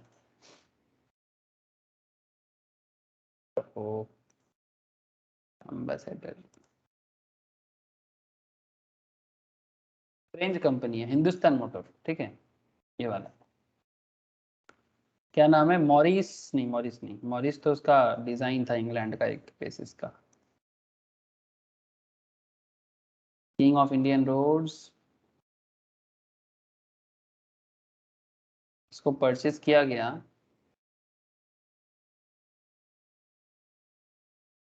80 करोड़ में, इसको ट्रांसफर किया सर। इतना तो मुझे याद है इसका गुडविल का वैल्यूएशन। मिल नहीं रहा है मुझे अभी, जब जरूरत पड़ता है ना कभी कभी ये कुछ धोखा दे देता है। मैं आपको दिखाना चाहता हूँ बट वो दिखता नहीं है। ठीक है कोई बात नहीं, मैं आपको बाद में बता दूंगा। यहाँ पे আপনি বলেছিলেন যে যারা আবার নতুন করে অ্যাম্বাসাডরটাকে নিয়ে আসতে চাইছে মার্কেটে নিউ মডেলে। ये वाला पिगोट ऐसे, ये है कंपनी का नाम। ये देखो यहाँ पर मिल गया। On 11 February 2017, Hindustan Motor executed an agreement with Pigots SA for the sale of Ambassador brand, including the trademark, for a consideration of 80 crore। समझ में आ गया सर? मतलब ये सब बिजनेस लाइन में it's a very common concept. ठीक है, कि किसी का गुडविल, किसी का ब्रांड नेम, किसी का ट्रेडमार्क, ठीक है, मार्केट में सेल किया जाता है। एंड इनके बीच में एक टाई अप हुआ है, tie up intends to joint venture agreement between the companies of the two groups. मतलब हिंदुस्तान मोटर के साथ ये पिगॉट एसे का एक टाई अप हुआ है। अब इसका न्यू मॉडल आने का चांसेस है, अब देखो कब आएगा। ठीक है, बट 80 करोड़ में इनका ट्रेडमार्क को पिगॉट एसे ने परचेज किया है। ठीक है, जो एक फ्रेंच कंपनी है मोस्ट प्रोबेबली। ठीक है, अब ज़्यादा डिटेल्स अभी ज़रूरी नहीं है, जब ज़रूरत होगा आप लोग बैठे बैठे रिसर्च कीजिएगा। सो पॉइंट इज दैट कि अगर गुडविल सेल्फ जनरेटेड है, ठीक है, अगर गुडविल सेल्फ जनरेटेड है तो कॉस्ट ऑफ एक्विजिशन नील होगा। लेकिन एक्वर्ड फ्रॉम प्रीवियस ओनर तो परचेज प्राइस को कॉस्ट ऑफ एक्विजिशन माना जाएगा, है ना? यही सब तो इतना देर से पढ़ रहे थे, आपको दिमाग से बाहर चला जा रहा था कि सर क्या हो रहा है, इतना सारा डिटेल्स। अब देखो समझ में आ जाएगा। However, in case of a capital asset being goodwill of a business or profession in respect of which depreciation under section 32 subsection 1 has been obtained by the SEC in previous year up to previous year 1920, अगर किसी asset का depreciation है तो depreciation less करके purchase price is reduced by the total amount of depreciation. अगर किसी good मतलब किसी भी तरह का मतलब परचेज है, ठीक है, और उसमें किसी भी तरह का ट्रेडमार्क, ब्रांड नेम, उसका डिप्रिसिएशन हुआ है, अमोर्टाइजेशन हुआ है, ठीक है, तो डिप्रिसिएशन वैल्यू को लेस करके जो आएगा, जो एज पर सेक्शन 32 सबसेक्शन 1, ये सेक्शन 32 सबसेक्शन 1 कौन सा चैप्टर का सेक्शन है सर? ये बिजनेस एंड प्रोफेशन का सेक्शन है ना, बीपी का सेक्शन है। जो लोग बीपी कर चुके हो उनको समझ में आ गया, जिन्होंने बीपी नहीं किया बीपी, तो बाद में जब बीपी फिर से करेगा तो उसको बीपी सेक्शन समझ में आ जाएगा। ठीक है, तो बीपी में एक्चुअली डिप्रिसिएशन चार्ज किया जाता है। ये बीपी का नोट्स है मेरे पास, आप देख सकते हो, ये देखो बीपी में सेक्शन 32, ठीक है, जो डिप्रिसिएशन चार्ज करते हैं। ठीक है, अलग अलग रेट है, अलग अलग एसेट का, ब्लॉक ऑफ एसेट के कॉन्सेप्ट में चार्ज होता है। ठीक है, तो मैं अभी बीपी में फिर से नहीं जाना चाहता, बट इतना आपको बस दिखाना चाहता हूँ कि बिजनेस एंड प्रोफेशन में डिप्रिसिएशन सेक्शन 32 के अंदर आता है। Depreciation is mandatorily allowable as deductions. ठीक है, तो कोई एसेट अगर कोई परचेज करता है, ठीक है, चाहे वो ब्रांड नेम हो, गुडविल हो, ट्रेडमार्क हो, ठीक है, अगर कोई परचेज करता है, अगर उसमें डिप्रिसिएशन है तो डिप्रिसिएशन वैल्यू को डिडक्ट करके ही वैल्यूएशन को कंसिडर किया जाएगा। ठीक है, फिर नीचे क्या बोल रहे देखो, became the property of the SEC by way of distribution of assets on total or partial partition of each web, ठीक है। वो हिंदू अनडिवाइडेड फैमिली में जैसे पार्टीशन होते हैं अंडर ए गिफ्ट और विल और बाय सक्सेशन और inheritance, distribution of assets on liquidation of a company etcetera and previous owner has acquired by purchase. तो क्या होगा, purchase price for such previous owner, जो जिस दाम पे अगर किसी ने परचेज किया है, ठीक है। तो ये इस तरह का पॉइंट है। बोनस शेयर्स का पॉइंट देख लो एक बार। अगर किसी को बोनस शेयर्स मिल रहा है एसेट्स के तौर पे, तो उसका बोनस शेयर्स का एक्विजिशन कॉस्ट क्या होगा, कॉस्ट ऑफ एक्विजिशन क्या होगा। ध्यान से सुनिए बात। Allotted before 1/4/2001, ध्यान से सुनिए बात, बहुत इंपॉर्टेंट पॉइंट है। Allotted before 1/4/2001, अगर बोनस 2001 से पहले अलॉट किया गया है। बोनस शेयर क्या होता है आपके मन में चल रहा है, जो लोग शेयर मार्केट में इन्वेस्ट करते हैं उनको बहुत अच्छे से पता है सर, ठीक है। और जो लोग इन्वेस्टमेंट वगैरह नहीं करते हो कोई बात नहीं, लेकिन जान लो, ठीक है। और मार्केट के साथ थोड़ा थोड़ा कनेक्टेड हो जाने के लिए मैं सबको बोलूंगा कि अगर मार्केट में नहीं हो, चुपचाप डिमेट अकाउंट खोलो, ज्यादा पैसा नहीं, जितना है 500 1000 जितना है इन्वेस्टमेंट करना चालू करो। कुछ जाएगा नहीं आपका, लेकिन सीखने को बहुत कुछ मिलेगा, ठीक है। अगर किसी को शेयर मार्केट में दिलचस्पी नहीं है, फिर भी बोलूंगा कि क्योंकि ये मार्केट आपको हर सब्जेक्ट में नजर आएगा। आप अकाउंट्स करोगे, शेयर का कॉन्सेप्ट, आप फाइनेंस करोगे, वो तो शेयर के बारे में ही पूरा कॉन्सेप्ट में बात करता है। आप टैक्सेशन पढ़ोगे, आप कंपनी लॉ पढ़ोगे, शेयर शेयर शेयर दिमाग खराब करता है। तो as a chartered accountant, as a company secretary, as a cost accountant, ये आप लोगों के लिए एक डे टू डे लाइफ का बात है। इसीलिए मैं सबको बोलूंगा सर, चुपचाप शेयर मार्केट में आ जाओ, ठीक है। जितना है आपके पास, अगर 50% पॉकेट मनी है उससे ही इन्वेस्ट करो सर। 50 रुपीज में इन्वेस्टमेंट हो सकता है, बिल्कुल हो सकता है। हाँ, वो अकाउंट ओपन करोगे और उसके बाद एक मिनिमम अमाउंट डालना पड़ता है कुछ एक्टिवेशन के लिए। उसके बाद आप अगर 50% इन्वेस्ट करोगे तो 50% ही इन्वेस्टमेंट हो जाएगा। अगर शेयर का दाम 50 रुपीज है तो फिर कोई दिक्कत नहीं है। तो बेसिकली सिंपल बात मिनिमम है अमाउंट भी डालना पड़ता है, जो जितने का शेयर ले सकते हो आप, अब तो वो भी नहीं, मिनिमम अमाउंट पे बता दिया, कहाँ लेता है मैं समझा नहीं। वो एक्टिवेट करने के लिए आप मिनिमम अमाउंट भी नहीं लेता, बस आपको कोई सा भी शेयर खरीदो आप, भले वो 10 रुपए का 20 रुपए का, बस वो एक ट्रांजेक्शन शुरू में आपको शेयर हाँ, खरीदना पहले पड़ता पहले एक्टिवेशन के लिए मांगता था, आजकल मार्केट डेमोक्रेसी हो गया है। आजकल मार्केट डेमोक्रेसी कल ही हो वो गया है। मोतीलाल ओसवाल का मैंने चालू किया ना, जीरोधा का था एक, उसका चालू किया तो उसमें कहाँ कुछ नहीं लिया, और बस एक शेयर खरीदा, वो एक्टिवेट हो गया। ठीक है। देखो, पहले पहले पहले क्या करता था, बोलता था, कंपनी बोलता था कि 5000 कम से कम डालो, ठीक है, मतलब डीमैट में डालो तो अकाउंट एक्टिव हो जाएगा, उसके बाद आप ट्रेडिंग करना, ठीक है। तो आजकल ये भी नहीं बोलता भाई, अकाउंट ओपन कर लो, फिर आपका मर्जी, आप जब ट्रेड करोगे तब हमको कमीशन मिलेगा, ठीक है। वो थोड़ा सा जो कमीशन में काम करते हैं, वो लोग जो ब्रोकिंग एजेंट होते हैं, उनको थोड़ा चिंता हो जाता है, क्योंकि आप जितना ट्रांजैक्शन करोगे उनको उस हिसाब से कमीशन दिया जाता है। चलो ये सब बात बाद में करेंगे। लेकिन व्हाट इज बोनस शेयर, ठीक है। बोनस शेयर मतलब इन सिंपल, अगर आप किसी कंपनी का एक शेयर होल्ड कर रहे हो, ठीक है, और कंपनी कभी बोला कि 1:1 में वो बोनस शेयर देगा, इसका मतलब अगर आपके पास एक शेयर है तो आपको बदले में और एक शेयर मिलेगा, ठीक है। ये कंपनी क्यों करता है, ये कंपनी करते हैं, बहुत सारे रीजन है इसका। लेकिन जब भी बोनस देता है ना कंपनी, से फॉर एग्जाम्पल आपके पास किसी एक स्टॉक का 700 का मानो कोई शेयर है आपके पास, ठीक है। अब कंपनी आपको और एक शेयर दे दिया, तो इसका मतलब ये नहीं कि आपके पास 700 का और एक शेयर आ जाएगा। जब भी कंपनी बोनस देता है ना, कंपनी साथ में स्प्लिट भी कर देता है, ठीक है। ये स्प्लिट क्या होता है, फेस वैल्यू को कम कर देता है। स्प्लिट मार्केट प्राइस को नहीं कर सकता। 10% का फेस वैल्यू को अगर 5% कर देगा तो 700 का शेयर 350 का हो जाएगा। लेकिन पहले आपके पास 700 का एक शेयर हुआ करता था, अब आपके पास 350 करके 2 शेयर हो जाएगा। वैल्यूएशन सेम रहता है, तो बोनस पे वैल्यूएशन पे चेंज नहीं होता। आपको बात समझ में आ रहा है सर? बोनस शेयर जब कंपनी इशू करता है तो वैल्यूएशन सेम रहता है।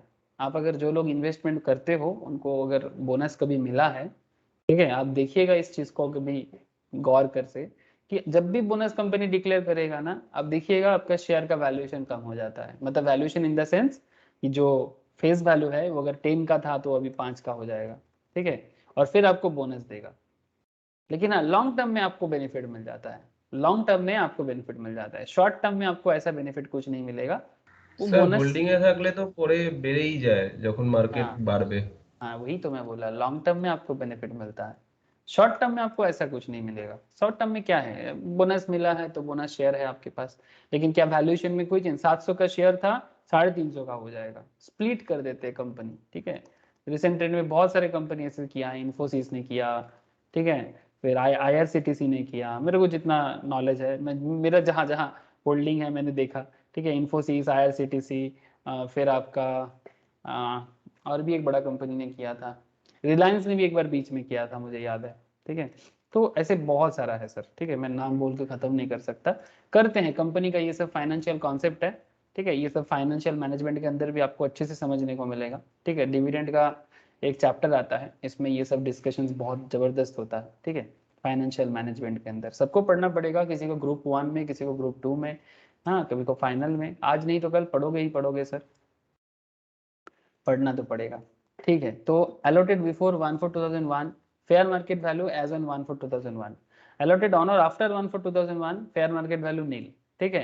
Bonus shares allotted before 1/2/2018, again 2018 आ गया, allotted before 1/2/2018 on which security transaction tax has been paid at the time of transfer, अगर उसमें security transaction tax पे किया जा रहा है, ठीक है, at the time of transfer, तो उसका हिसाब ऐसे होते हैं, the higher of actual cost of acquisitions, higher of actual cost of acquisitions, उसमें that is nil in case of bonus shares allotted on or after 1/4/2001, अगर bonus shares है और 1/4/2001 के बाद अगर ट्रांसफर हो रहा है तो उसका वैल्यूएशन नील माना जाता है, ठीक है। लेकिन उसके साथ साथ कॉस्ट ऑफ एक्विजिशंस हो गया, और क्या है, fair market value 1/4/2001 in case of bonus shares allotted before 1/4/2001 and lower of fair market value as on 31st January 2018 and actual sale consideration, fair market value as on 31 January 2018 and actual sale consideration, इन दोनों में से जो lower होगा, ठीक है।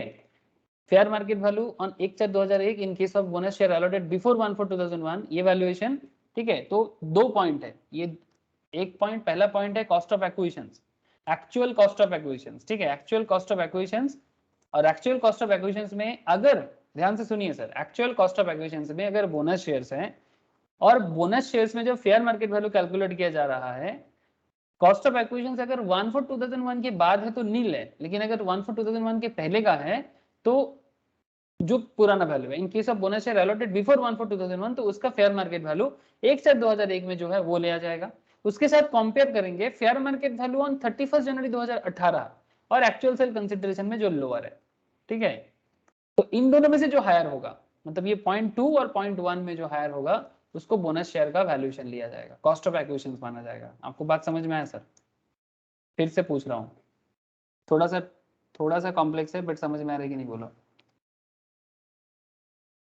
Fair bonus share allotted before 1/4/2001 है, तो फेयर मार्केट वैल्यू 1/4/2001 का जो वैल्यूएशन है उसी को फेयर मार्केट मतलब बोनस शेयर का वैल्यू, कॉस्ट ऑफ एक्विजिशन मानेंगे। अगर अलॉटेड ऑन और आफ्टर 2001 है, नॉर्मली नील है। बोनस शेयर्स अगर allotted before 1/2/2018 on which STT has been paid, मतलब सिक्योरिटी ट्रांजैक्शन टैक्स में पहले क्लासेस में बोल के रखा, ठीक है, eight the time of transfer, इसमें से दो हायर होगा। हायर में क्या है, एक्चुअल कॉस्ट ऑफ एक्विजिशन, और एक्चुअल कॉस्ट ऑफ एक्विजिशन का दो कॉन्सेप्ट, अगर 1/4/2001 के बाद का बोनस शेयर है उसका वैल्यू तो नील है, लेकिन अगर 1/4/2001 के पहले का है तो 1/4/2001 के जो वैल्यूएशन है वो लिया जाएगा, और उसके साथ आपको कंपेयर करना है fair market value on 31 January 2018 और एक्चुअल सेल कंसिडरेशन, इन दोनों में से जो लोअर है और उन दोनों में से जो हायर है, इन दोनों में से जो लोअर है वो ले लो, और 0.1 और 2 में जो हायर है वो ले लो, ठीक है। ये थोड़ा आपको ध्यान रखना पड़ेगा सर, अगर कभी भी बोनस का क्वेश्चन आ जाए ना, क्वेश्चन में ध्यान से रखिएगा और ये पॉइंट को गो थ्रू करके समझिएगा, ठीक है, तो आपको क्वेश्चन का जवाब समझ में आएगा। राइट शेयर का क्या कॉन्सेप्ट है, राइट शेयर का नॉर्मल मतलब क्या होता है, अच्छा सबको समझ में आया ना ये बोनस का इशू कॉन्सेप्ट? हेलो, राइट का क्या कॉन्सेप्ट है? राइट का कॉन्सेप्ट इज दैट अगर आपको कभी कोई कंपनी से जैसे कोई ई-शॉप वगैरह मिलता है ना, उसको बेसिकली राइट शेयर ही बोला जाता है। मतलब आप अगर कंपनी के एम्प्लॉय वगैरह हो तो आपको कंपनी सस्ता दाम पे शेयर देता है सर, ठीक है, तो इसको राइट शेयर बोल सकते हो आप। तो राइट शेयर मतलब original share which from the basis of entitlement of rights, मतलब अधिकार ट्रांसफर किया जाता है। राइट एंटाइटलमेंट भी होता है। अच्छा, original share which from the basis of entitlement of right share among amount actually paid for acquiring the original share, मतलब उसको एक्वायर करने में आपने जितना खर्चा किया that is your cost of acquisition. Right entitlement, right entitlement क्या है, which is renounced by the assessee in favour of a person, मतलब आपके पास था, आप किसी और के नाम पे कर दिया, कोई प्रॉब्लम नहीं, जिसके हाथ में गया उसके लिए नील है, ठीक है। मतलब मेरे पास कोई राइट था, मैं उस राइट को किसी और के नाम पे ट्रांसफर कर दिया, तो जिसके पास गया वो उसके लिए कॉस्ट ऑफ एक्विजिशन नील हो जाएगा। रिनाउंस कर देना मतलब त्याग देना, ठीक है। Right share acquired by the assessee, amount actually paid for acquiring the right share, and right share which are purchased by the person in whose favor the SSC has renounced the right entitlement. Purchase price paid the renouncer of right entitlement as well as amount paid to the company which is allotted to the right shares, ठीक है। ध्यान से सुनना, right share which are purchased by the person in whose favor the SSC has renounced the right share, अगर कोई purchase कर रहा है, then purchase price paid, जो परचेस प्राइस वो पे कर रहा है राइट एंटाइटलमेंट लेने के लिए, मतलब किसी x के नाम पे था वो y के नाम पे रिनाउंस कर रहा है। रिनाउंस करना मतलब मेरे पास था, मैं छोड़ दिया, y को दे दिया, तो y ने जिस दाम पे परचेस कर रहे हैं, नॉर्मली थोड़ा सस्ता दाम पे करते हैं, तो purchase price paid to the renouncer और right entitlement as well as the amount paid to the company which was allotted to the right shares, जो भी वो पेमेंट करता है वो कॉस्ट ऑफ एक्विजिशन का पार्ट आता है, ठीक है। तो इस तरह से बोनस शेयर्स, इसी तरह से राइट शेयर्स का कॉस्ट ऑफ एक्विजिशन आपको दिखाई दे रहा है, ठीक है। तो कॉस्ट ऑफ एक्विजिशन क्यों वाइटल है आपको पता है ना सर, क्योंकि आपके गेन से आप माइनस जो करोगे ना वो कॉस्ट ऑफ एक्विजिशन का ही कॉन्सेप्ट है, जो आप माइनस करके कैपिटल गेन को कैलकुलेट करते हो।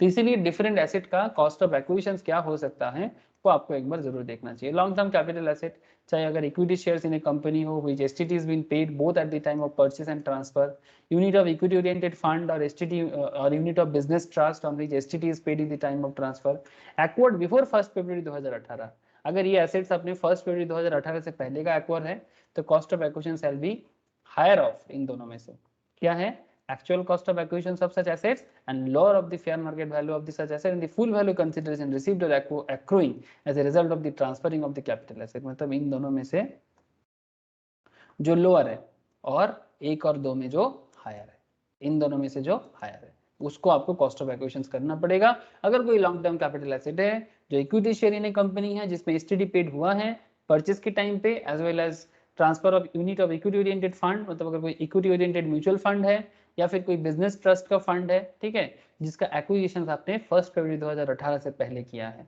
तो उसका हिसाब ऐसे किया जाए, ठीक है। सर एक बार घर में बाद में गो थ्रू जरूर कीजिएगा और रिलेटेड क्वेश्चंस कर लोगे ना तो थोड़ा सा आसानी लगेगा, ठीक है। रूल्स बहुत सारा है बट इतना सारा आपको याद रखने का इतना जरूरत नहीं है, बट हाँ थोड़ा मतलब क्या बताऊँ आपको, मतलब थोड़ा मतलब थोड़ा पढ़िए, गो थ्रू कीजिए, जब जरूरत होगा ना आपको ऑटोमेटिक समझ में आ जाएगा, लेकिन हाँ पढ़ने के टाइम पे प्रोविजंस को अच्छे से देखिए। अगर कोई दूसरा कैपिटल एसेट्स हो where such capital asset become the property of the SSC before 1/4/2001, अगर 1/4/2001 से पहले किसी का कोई SSC का कोई कैपिटल एसेट है तो उसका cost of the assets to the SSC और fair market value as on 1/4/2001 at the option of the SSC। However in case of capital asset being land और बिल्डिंग, अगर कैपिटल एसेट लैंड बिल्डिंग हो, fair market value as on the date of 1/4/2001 shall not exceed stamp duty value as on 1/4/2001, मतलब वो जो valuation है वो stamp duty value से ज्यादा नहीं होना चाहिए 1/4/2001 से 1 के टाइम पे, ठीक है। तो वो स्टैम्प ड्यूटी वैल्यू का क्या केस है मैं आपको आगे आगे बताऊंगा, ठीक है। अगर स्टैम्प ड्यूटी वैल्यू क्रॉस हो जाता है ना तो फिर वैल्यूएशन चेंज हो जाता है, ठीक है, तो आगे बताऊंगा आपको। तो ये बेसिकली एरिया है। अच्छा, और एक कॉन्सेप्ट है where cost of the property in the hands of previous owner cannot be ascertained, अगर कभी प्रीवियस ओनर के हाथ में जो एसेट था उसका कॉस्ट अगर असर्टेन करना मुश्किल हो रहा है तो फिर क्या किया जाएगा। ऐसा हो सकता है ना कि जो प्रीवियस ओनर है उसके हाथ में क्या कॉस्ट है प्रॉपर्टी का, it's very tough to determine. तो in that case fair market value on the date on which the capital asset become the property of the previous owner, जिस दिन प्रीवियस ओनर के नाम पे वो ओनरशिप ट्रांसफर हुआ है would be considered as cost of acquisition उस particular दिन में। Fair market value on the date on which the capital asset become the property of the previous owner, मतलब कैपिटल एसेट जिस दिन बना है उसके हाथ में, ठीक है, उसी दिन में जो फेयर मार्केट वैल्यू है उस दिन को काउंट करके आप कॉस्ट ऑफ एक्विजिशन काउंट कर सकते हो, ठीक है। तो ये रहा 55 सबसेक्शन 2 के अंदर कॉस्ट ऑफ एक्विजिशन का अलग अलग एसेट्स का अलग अलग कहानी, ठीक है। तो सर ऐसे आप लोगों को दिमाग में जैसे लग रहा है ना कि अरे बाप इतना सारा एसेट्स, इसका इतना सारा कॉस्ट ऑफ एक्विजिशन, सर दिमाग इतना एकदम ठंड रखो, आगे आगे जैसे जैसे क्वेश्चंस करते जाएंगे आपको और क्लैरिटी हो जाएगा और समझ में आ जाएगा किसका क्या करना है। अच्छा, कॉस्ट ऑफ इम्प्रूवमेंट के बारे में पहले भी बोल चुका और इसके बारे में कुछ नहीं बोलूंगा। अच्छा, ये वाला एक कॉन्सेप्ट है, इसको थोड़ा ध्यान से देखो, computation of capital gain in case of depreciable asset. ध्यान से देखो सर, क्योंकि इसी के बेसिस में हमारा जो ये सेक्शन 50 एंड 50A का बात है, ठीक है, computation of capital gain in case of depreciable asset. What is this depreciable asset? मतलब जिस एसेट का डेप्रिसिएशन होता है तो इसका कैपिटल गेन कैलकुलेट करने के टाइम पे आपको क्या करना चाहिए, ठीक है, सेक्शन 50 एंड 50A। और इसी के बेसिस में जो क्वेश्चन था हम लोग का ये वाला क्वेश्चन, क्वेश्चन नंबर 9, ठीक है। तो क्वेश्चन करने से पहले आपको एक बार बता दूं सर 50 और 50A क्या है।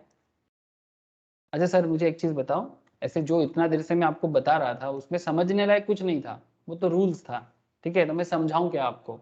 बस मैं आपको रूल इसलिए रिगार्डिंग में बताया ताकि आप जब घर पे इसको गो थ्रू करो, आप एक बार जरूर उसको गो थ्रू करके आओ, नहीं तो आपको लगेगा सर ने बताया नहीं तो शायद है नहीं, ऐसा नहीं है ठीक है। तो इसलिए मैंने बता दिया, ठीक है, कि भाई एक बार गो थ्रू कर लो, सेक्शन 49 गो थ्रू कर लो, 55 गो थ्रू कर लो, cost of acquisition of different assets के बारे में एक बार गो थ्रू कर लीजिएगा। सर आप लोगों को बात समझ में आया ना? वो समझाने लायक कुछ था नहीं है सच, वो बस देखने लायक था कि भाई इस एसेट्स में ये होता है, ये होता है, रूल्स था। ओके, हाँ सर बोलो, सभी को पूछ रहा हूं मैं। Yes sir. शिवम नहीं बोला, बाकी लोगों को क्या समझ में नहीं आया? हाँ सर, जो भी है Yes, sir. बोलो। है सर। ओके,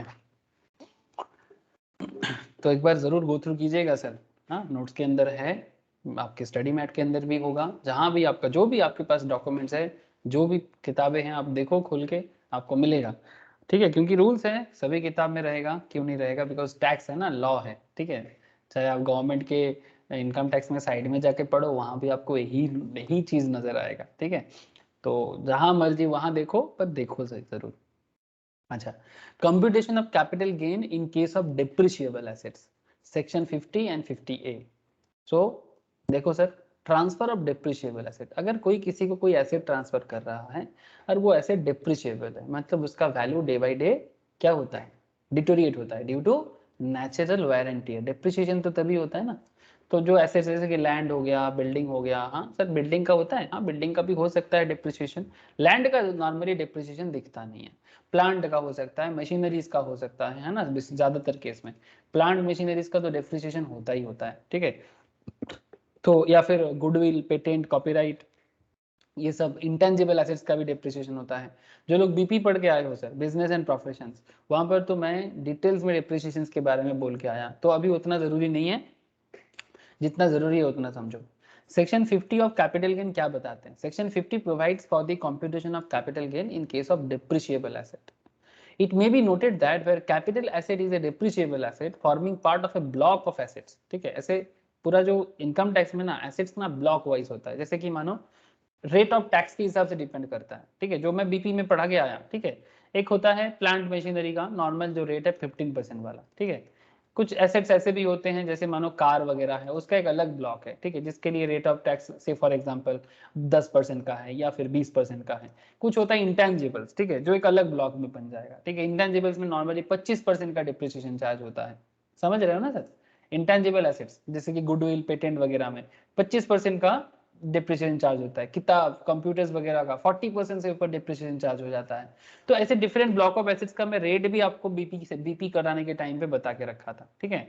तो अभी क्या बात है सर, ये ब्लॉक ऑफ एसेट्स में जो भी एसेट्स आपका रहेगा, section 50 will have overriding effect in spite anything contained in section 2 section 242A which defines a short term capital assets.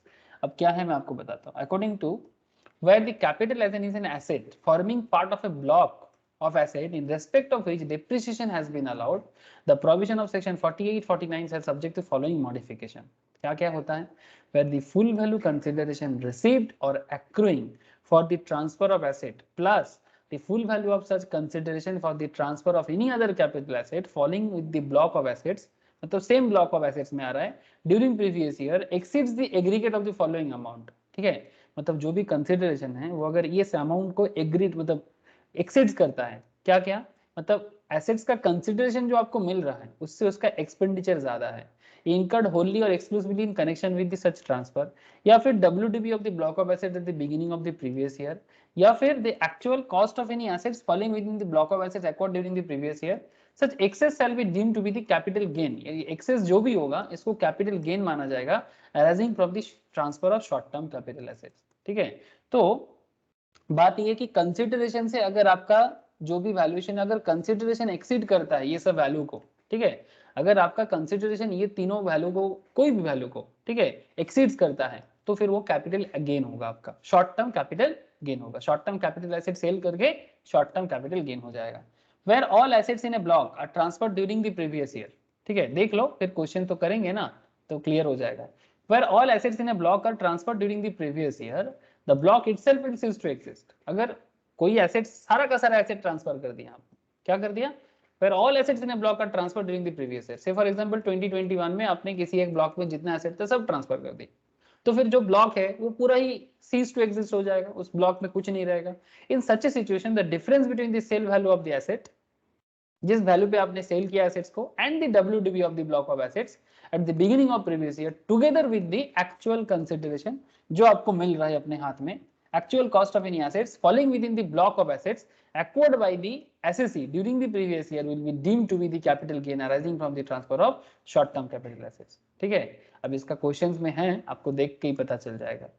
However, in case where goodwill of a business or professions forms part of a block of assets for assessment year 2021 and depreciation thereon has been obtained by the SSE under the act, the written down value, the WDV value of that block of assets and short term capital gain in any would be determined in the prescribed manner। तो अगर goodwill वगैरह भी साथ में जुड़ा हुआ है तो उसका कैपिटल गेन टैक्स कैसे डिटरमाइन करते हैं, चलो इसका समरी देखो। ये होता है नॉर्मली इसका सिस्टम, ध्यान से देखो सर। वी का मतलब क्या है सर, वी का मतलब है फुल वैल्यू कंसिडरेशन, ध्यान से देखिए, वी का मतलब होता है फुल वैल्यू कंसिडरेशन। सी का मतलब क्या है, opening WDV of block plus मतलब WDV ऑफ ब्लॉक मतलब आपके पास जो मशीनरी का जो ब्लॉक वगैरह है, ठीक है, जो भी आपका ब्लॉक है मशीनरी का हो गुडविल का हो, ठीक है, ओपनिंग WDV जिस दाम पे करंट ईयर में उसका ओपनिंग वैल्यू दिख रहा है, उसके साथ अगर कुछ एसेट्स आपने एक्वायर किया, actual cost of asset acquired in the block during the previous year, उसी पर्टिकुलर ईयर में अगर कोई न्यू एडिशन हुआ और उसको ट्रांसफर करने में अगर आपको कुछ खर्चा हुआ तो जोड़ जाड़ के जो होगा वो आपका सी होगा। ठीक है, तो अगर आपका फुल वैल्यू कंसिडरेशन कॉस्ट से ज्यादा होता है, ठीक है, yes, if full value consideration is greater than cost, तो कॉमन बात है सर, वैल्यू से कॉस्ट को हटाओ और कैपिटल गेन पाओ, वैल्यू से कॉस्ट को हटाओ और कैपिटल गेन पाओ, और ऐसे कॉस्ट को शॉर्ट टर्म कैपिटल गेन कहा जाता है। ठीक है, सेम ईयर में हो रहा है। लेकिन अगर वैल्यू से कॉस्ट कम है, ठीक है, ध्यान से देखिए, अगर वैल्यू से कॉस्ट जो है वो अगर ज्यादा नहीं है, no, does the block cease to exist? now question is that क्या ब्लॉक है, मतलब क्या ब्लॉक में कोई भी एसेट्स बचा हुआ है, अगर यस तो कॉस्ट से वैल्यूएशन को हटाओ और ये शॉर्ट टर्म कैपिटल लॉस होगा। लेकिन अगर ब्लॉक cease to exist नहीं है, मतलब सारा का सारा एसेट आप छोड़ दे रहे हो, ठीक है, देन कॉस्ट से वैल्यू को हटा के जो क्लोजिंग वैल्यू पड़ा रहेगा वो आपका WDV ऑफ द ब्लॉक माना जाएगा। Does the block cease to exist? If no, then cost से वैल्यू को हटा के आपको जो मिलेगा वो आपका WDV माना जाएगा। ठीक है, तो इसको समझने के लिए ये आगे का क्वेश्चंस आपको बहुत हेल्प करेगा। ये सब कॉन्सेप्ट को समझने के लिए ये आगे का जो क्वेश्चंस है ना, ये क्वेश्चंस आपको बहुत हेल्प करेगा। तो चलो सर मेरे साथ साथ क्वेश्चन को करो। हमारा 2-3 तरह का गेन हो सकता है, short term capital gain, short term capital loss and written down value. ठीक है, तो ये पूरा खेल जो है बी और सी का है, full value consideration and cost, जिसमें कॉस्ट का मतलब opening WDV of block plus actual cost of asset acquired और plus expense in connection with transfer of asset, मतलब एसेट को ट्रांसफर करने में अगर आपको कुछ खर्चा हुआ है तो वो खर्चा। तो चलो सर देखते हैं, क्वेश्चन को करते हैं। ये रहा आपका सिंघानिया, जिसके बारे में मैं शुरू से बात कर रहा हूँ और अब जाके मैं पहुंच पाया। क्यों? क्योंकि इससे पहले मैं आपको प्रोविजंस पढ़ा रहा था। ठीक है, एक एक करके जो प्रोविजंस हो सकता है मैंने आपको सारा बोला। क्यों? ताकि आपको बाद में छूटे ना। ठीक है, आपको बाद में छूट ना जाए कि भाई ये प्रोविजंस हमने नहीं पढ़ा। तो इलस्ट्रेशन 9 के अंदर सिंघानिया एंड कंपनी का क्वेश्चन आपको मैं पहले ही बोल दिया था। तो आप मुझे ये बताओ कि इस क्वेश्चंस के अंदर, ठीक है, ये सिंघानिया क्वेश्चंस के अंदर इसका ब्लॉक ऑफ एसेट्स जो है ये मेनली आपको दिखाई दे रहा है सर 15% का जो डिप्रिसिएशन है इसका, है ना सर, क्वेश्चन आप लोग देख पा रहे कि नहीं देख पा रहे? बोलिए Yes, sir. हाँ सर। इसका जो रेट ऑफ टैक्स है ये 15% रेट ऑफ टैक्स में इसका बिजनेस का एसेट्स बना हुआ है ना सर। आपको यहाँ पर 3 क्वेश्चन पूछा है sir. They ask you 3 questions here. Determine the claim of depreciation, जो मुझे तौथा ने स्टार्टिंग में बताया कि सर क्या 45,000 आंसर होगा, तो मैंने बोला था यस, ठीक है। तो इसी तरह से आपको मैं सारा का सारा ही बताऊंगा, तो इस क्वेश्चंस को एक बार फिर से देखो। सोल प्रोप्राइटरशिप इसका है, 6 मशीन है इसके पास, मतलब ब्लॉक में 6 मशीन है। Put in use for business in March 2020 को उसने बिजनेस में डाला। Depreciation on this machine is charged at the rate 15%. The opening balance of these machines, मतलब WDV opening जो है, आफ्टर प्रोवाइडिंग डेप्रिसिएशन फॉर 2021, मतलब लास्ट ईयर का depreciation वगैरह चार्ज करने के बाद 8.5 लाख का, there of the old machines, 3 of the old machines were sold on 10th June 2021 को, मतलब करंट ईयर में, करंट प्रीवियस ईयर में इसका मशीन्स को सेल किया गया और सेल करके 3 मशीन सेल करके 11 लाख मिला, ठीक है। और एक नया सेकेंड हैंड प्लांट भी परचेस किया गया 8.5 लाख में, वो भी 30 नवंबर मतलब करंट प्रीवियस ईयर में परचेस किया गया। तो आपको पूछ रहे भाई कितना डिप्रिसिएशन क्लेम करेगा 22-23 में, capital gain liable to tax assessment year 22-23 में क्या होगा, ठीक है। और इफ सिंघानिया कंपनी तीनों मशीन्स को 11 लाख के बदले अगर 21 लाख में सेल करता तो क्या आपका आंसर कुछ बदल जाता, ये है सवाल, ठीक है। तो चलो मैं नोट्स निकालता हूँ सर। क्वेश्चन समझ में आ गया sir? Please tell me. Yes. हाँ सर बोलो, क्वेश्चन समझ में आ रहा है सबको? हाँ सर। ओके। आज प्रोविजंस आप लोगों का दिमाग खराब कर दिया होगा, इतना सारा प्रोविजंस बोल दिया। ओके सर, कभी कभी तो दिमाग खराब भी होना चाहिए ना, हमेशा दिमाग एकदम सुस्त सुस्त चलेगा अच्छा थोड़ी है, कभी खराब करो मजा आता है।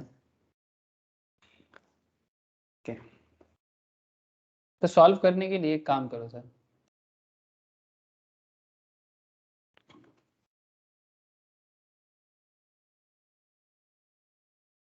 इसको सॉल्व करने के लिए सबसे पहले तो एक हेडिंग बना लो।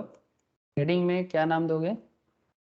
कंप्यूटेशन ऑफ डेप्रिसिएशन, ठीक है, computation of depreciation for assessment year 22-23।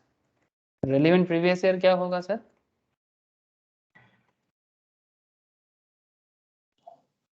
Sir 21-22। 21-22, thank you sir, ठीक है। अब इसमें आप एक पर्टिकुलर का कॉलम बना दो सर, और आप एक अमाउंट का भी कॉलम बना दो सर, ठीक है। पर्टिकुलर में आप मुझे ये चीज बताओ कि आपका जो एसेट्स है उसका ओपनिंग बैलेंस क्या है? Opening balance of the block as on 1 April 2021, जो आपका ईयर का स्टार्टिंग है ना। 1 अप्रैल 2021 में आपका ब्लॉक का क्या वैल्यूएशन है? दैट मीन्स, मेरा कहने का मतलब है that is WDV written down value as on 31 March 2021, जो आपका 2021 खत्म हुआ, आफ्टर प्रोवाइडिंग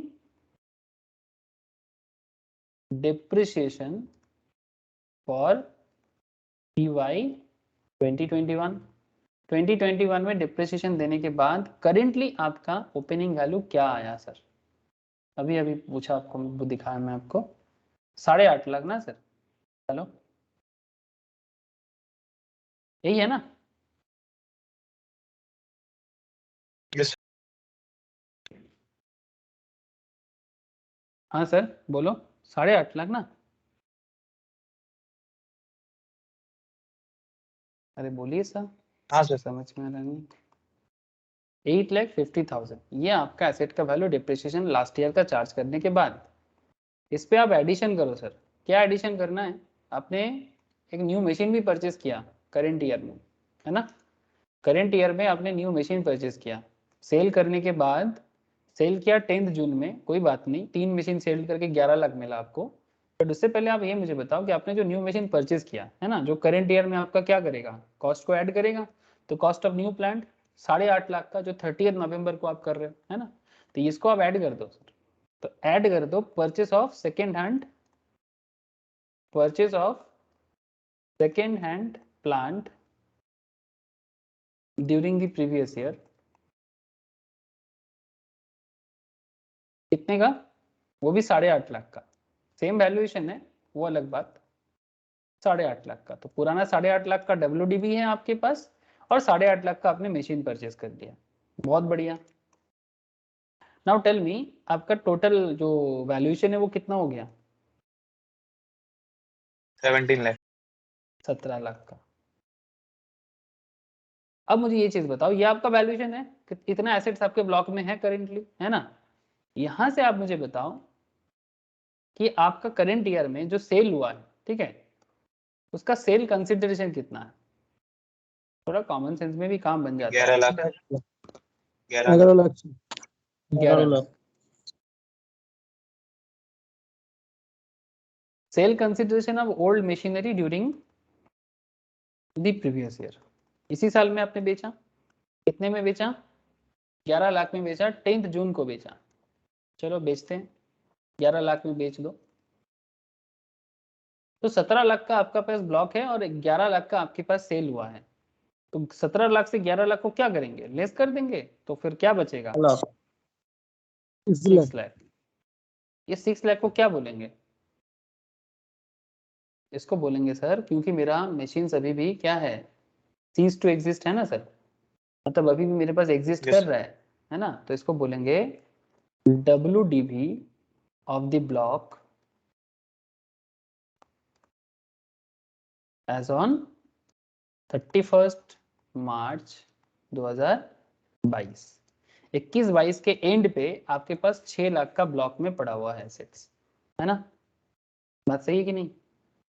31 मार्च 2022 sir. के एंड पे आपके पास 6 लाख का ब्लॉक में एसेट्स पड़ा हुआ है ना। ये कॉन्सेप्ट आपका बना है इतना देर का पूरा हिसाब से। नाउ क्वेश्चन इज दैट, लिखो सर थोड़ा, since the value of the block as on 31 March 2022 comprises of new asset, है ना सर। एक न्यू एसेट आपने लिया, सेकेंड हैंड लिया तो क्या है, एसेट तो नया है आपके लिए, which has been put to use। अच्छा आप मुझे एक चीज बताओ, जो एसेट्स आपने बाद में बेसिकली लिया 8.5 लाख का, 30 नवंबर को आपने इसको पुट टू यूज किया, ठीक है, बॉट किया, और पुट टू यूज जो भी है आपका, जस्ट टेल मी 21-22 में क्या ये 180 दिन से ज्यादा यूज हो रहा है कि 180 के कम हो रहा है, कम हो रहा है सर, 5 कम हो रहा महीने है ही ना हो सर, रहा है। ठीक है। हाँ। सिंस द वैल्यू, हाँ 5 महीने हो रहा है, since the value of the block as on 31 January 2022, sorry 31 March 2022 comprises of new asset which has been put to use for less than 180 days। तो क्या होता है सर, डिप्रिसिएशन का जो वैल्यूएशन है ना sir, depreciation is restricted to 50%, 50%। हाँ very good sir, 50% of, एक सेकेंड, 50% ऑफ प्रेस्क्राइब परसेंटेज। तो एक्चुअली एसेट्स का जो परसेंटेज था वो 15% था, है ना sir. 50% of the prescribed percentage, prescribed percentage कितना था, 15।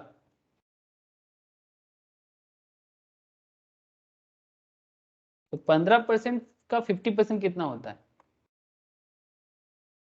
7.5। तो फिर डिप्रिसिएशन इक्वल टू 7.5, है ना, 7.5%, ठीक है। Therefore, depreciation allowable for the year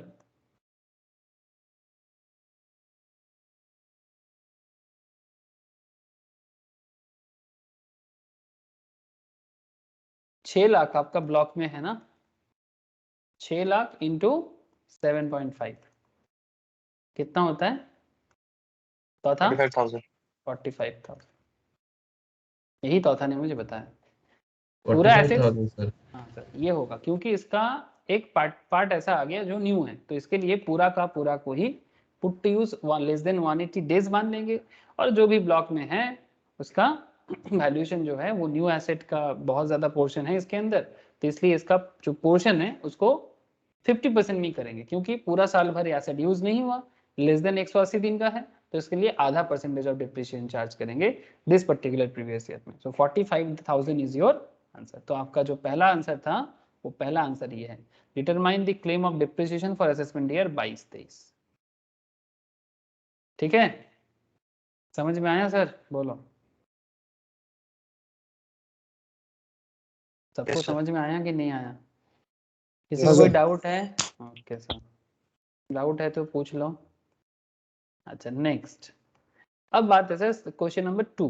question number 2 हमें क्या पूछा है सर? क्वेश्चन नंबर 2 पूछ रहा है compute the capital gain liable to tax for assessment year 22-23।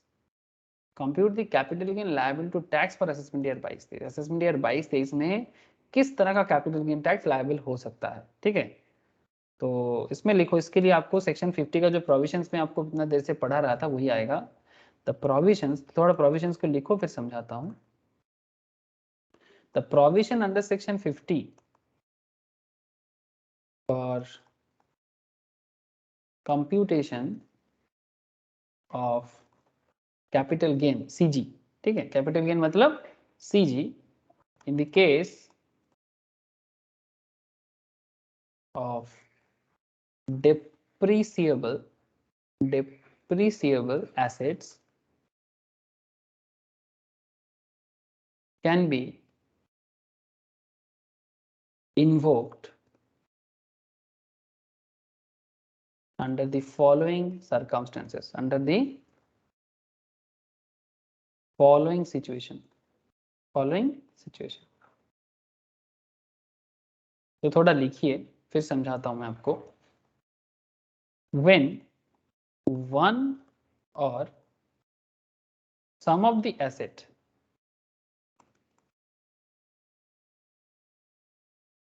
in the block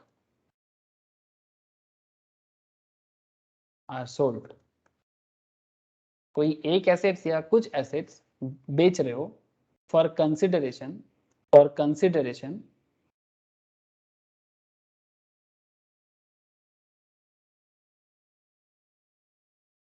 more than the value of the stock, more than the value of the stock मतलब जो valuation है उससे ज्यादा दाम पे आप बेच रहे हो कोई एक एसेट्स या फिर सम ऑफ द एसेट्स। ठीक है, ये एक सिचुएशन है। when one or some of the assets when one or some of assets in the block are sold for consideration more than the value of the stock, ये एक situation हो सकता है। Point B, when all the assets, सारा का सारा assets जो भी आपके ब्लॉक में है are transferred, all the assets are transferred, short में लिखा हाँ, all the assets are transferred for a consideration for a, मैं ट्रांसफर्ड को शॉर्ट में लिखा, आप लोग पूरा लिखो, for a consideration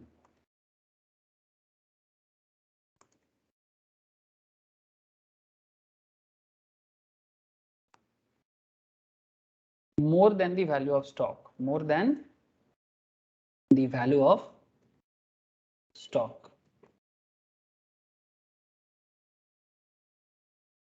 ठीक है, ये सिचुएशन हो गया दो। और क्या सिचुएशन हो सकता है? पॉइंट सी, इसको भी लिखो,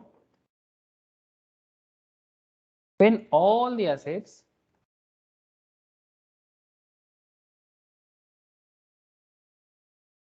are transferred for a consideration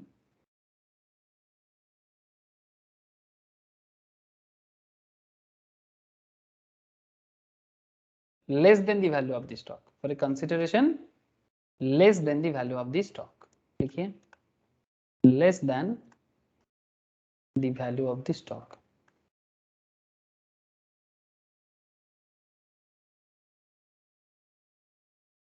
तो आपके सामने तीन सिचुएशन हाजिर है सर। पहला situation, when one or sum of assets in the block are sold for consideration more than the value of the stock, valuation से ज्यादा दाम पे आपने बेचा। Second is when all the assets are transferred for a consideration more than the value of a stock, ठीक है। और third situation आपके सामने आया when all the assets are transferred for the less than the value of the stock। तो फिर क्या लग रहा है, पहला दो कंडीशंस में क्या हुआ और थर्ड कंडीशंस में क्या हुआ, बताओ सर क्या लग रहा है?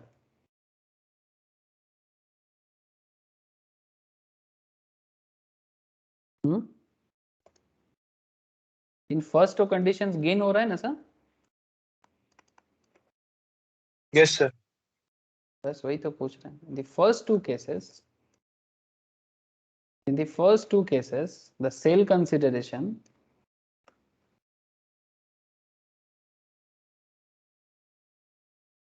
is greater than, sale consideration is greater than, the first two cases the sale consideration is greater than the WDV, is greater than WDV of the block.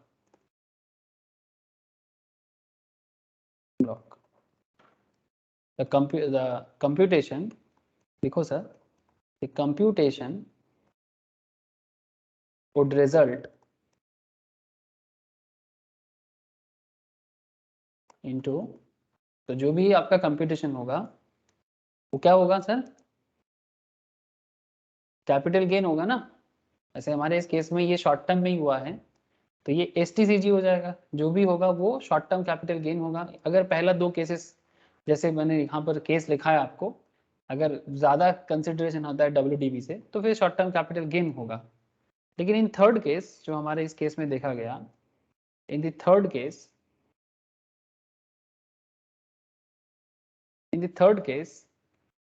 since the WDV written down value of the block,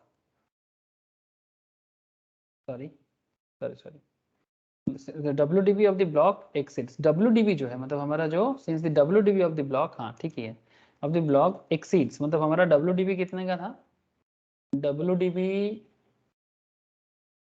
अच्छा जरूरी नहीं है यहाँ पर, third case में मैंने आपको जो लिखा है वही मैंने important, when the all the assets are transferred for a consideration less than the value of the stock। तो मेरा कहने का मतलब है कि अगर WDV जो है आपका, ठीक है, in the third case since the WDV of the block exceeds, अगर WDV of the block exceeds the sale consideration, exceeds the sale consideration, अगर वो sale consideration को पीछे छोड़ जाते हैं,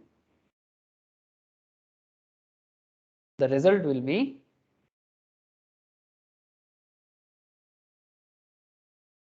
क्या होगा, short term capital, short term capital क्या होगा बोलो, short term capital gain, loss sorry sir, loss gain loss. ठीक है, short term capital loss of the block, है ना। तो ये तीनों केस अगर होता है तो पहले दो केस में गेन दिखा और थर्ड केस में लॉस दिखा। Now point is that in the given case, हमारे केस में क्या हुआ, in the given case capital gain will not arise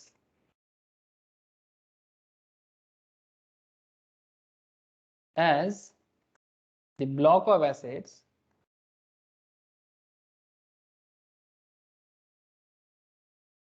continues to exist। अभी भी पूरा ब्लॉक तो खत्म नहीं हुआ, हाँ sir, block of asset continues to exist, अभी भी तीन एसेट्स तो बचा हुआ है ना, तीन मशीन सेल की है लेकिन अभी भी तीन मशीन बचा हुआ है, continues to exist and some of assets कुछ एसेट्स हम लोगों ने सेल किया, some of assets are sold for a price which is less than, which is less than the WDV of the block.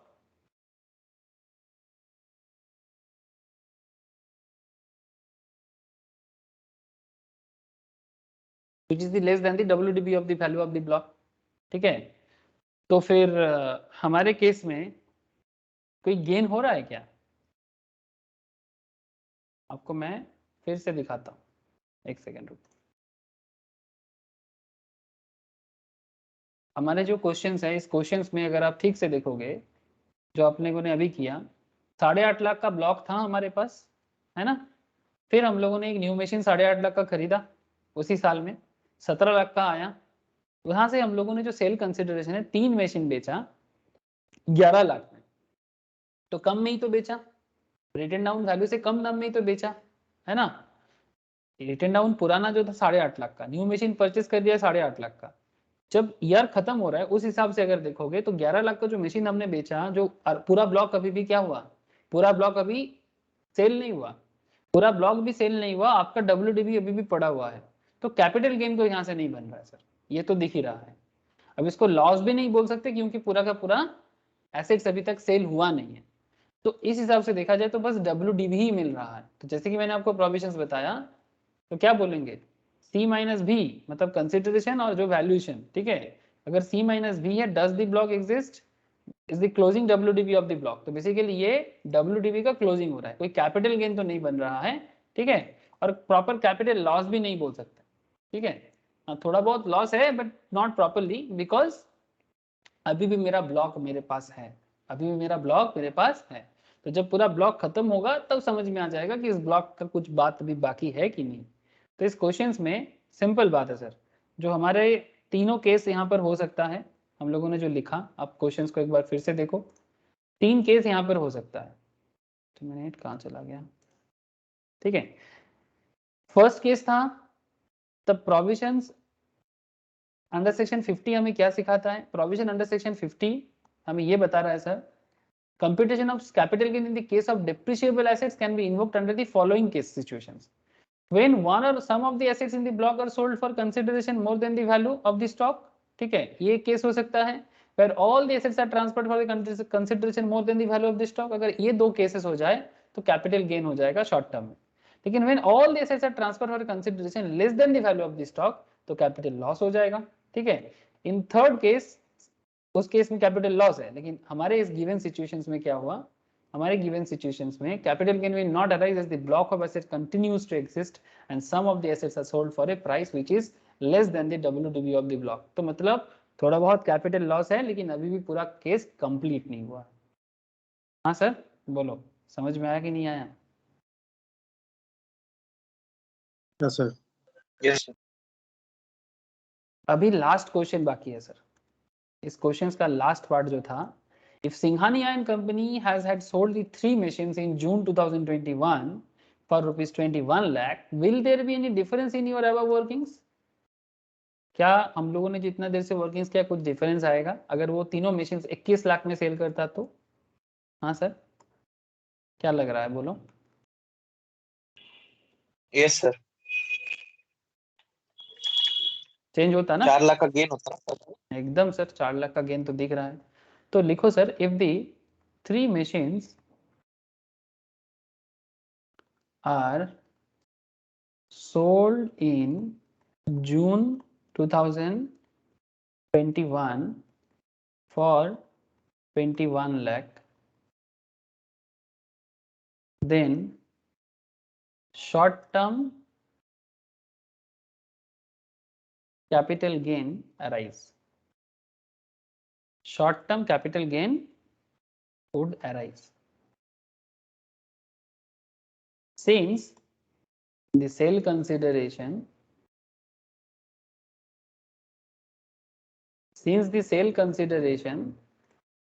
is greater than the aggregate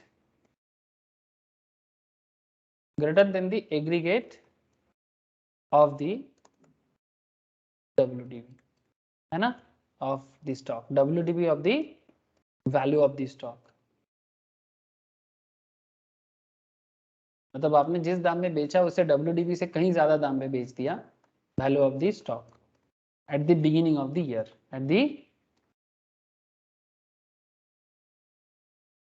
at the beginning of the year,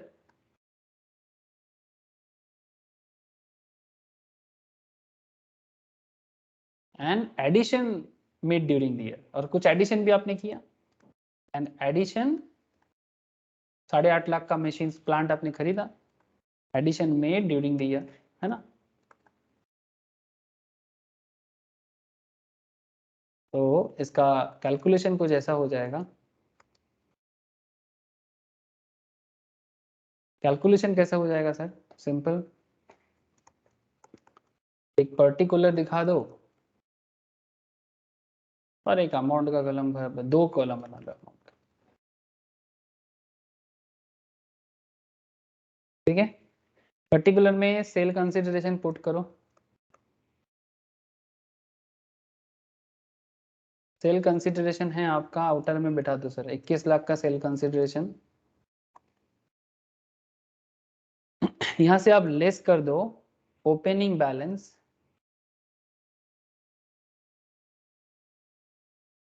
as on, again उसी तरह से opening balance as on, नहीं sorry, opening balance of the block, opening balance of the block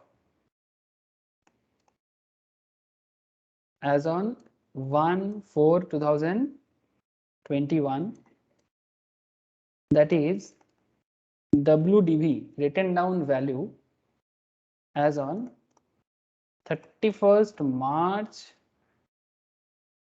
2021 after providing depreciation for PY 2021, ठीक है। तो आपके पास जो WDV था वो 8.5 लाख का था, और ड्यूरिंग द ईयर आपने जो परचेज किया उसको भी दे दो, purchase of second plant during the year, that is 8.5 lakh का। तो आपने जो मशीन सेल किया वो 21 लाख का, और जो ओवरऑल आपके पास है वो 8.5 17 लाख का हुआ टोटल, है ना। सही है ना सर? 17 लाख ही तो हो रहा है। Yes. तो 21 लाख और इधर आ गया आपका 17 लाख, 4 लाख सर। तो आपने 4 लाख का गेन कर लिया। This is your short term capital gain. तो ये different kind of situation depreciable assets के केस में हो सकता है, ठीक है, जो आपके सामने अलग अलग पॉइंट में इस क्वेश्चंस में समझाया गया है। तो समझ में आया सिंघानिया? बोलो सर। Yes sir.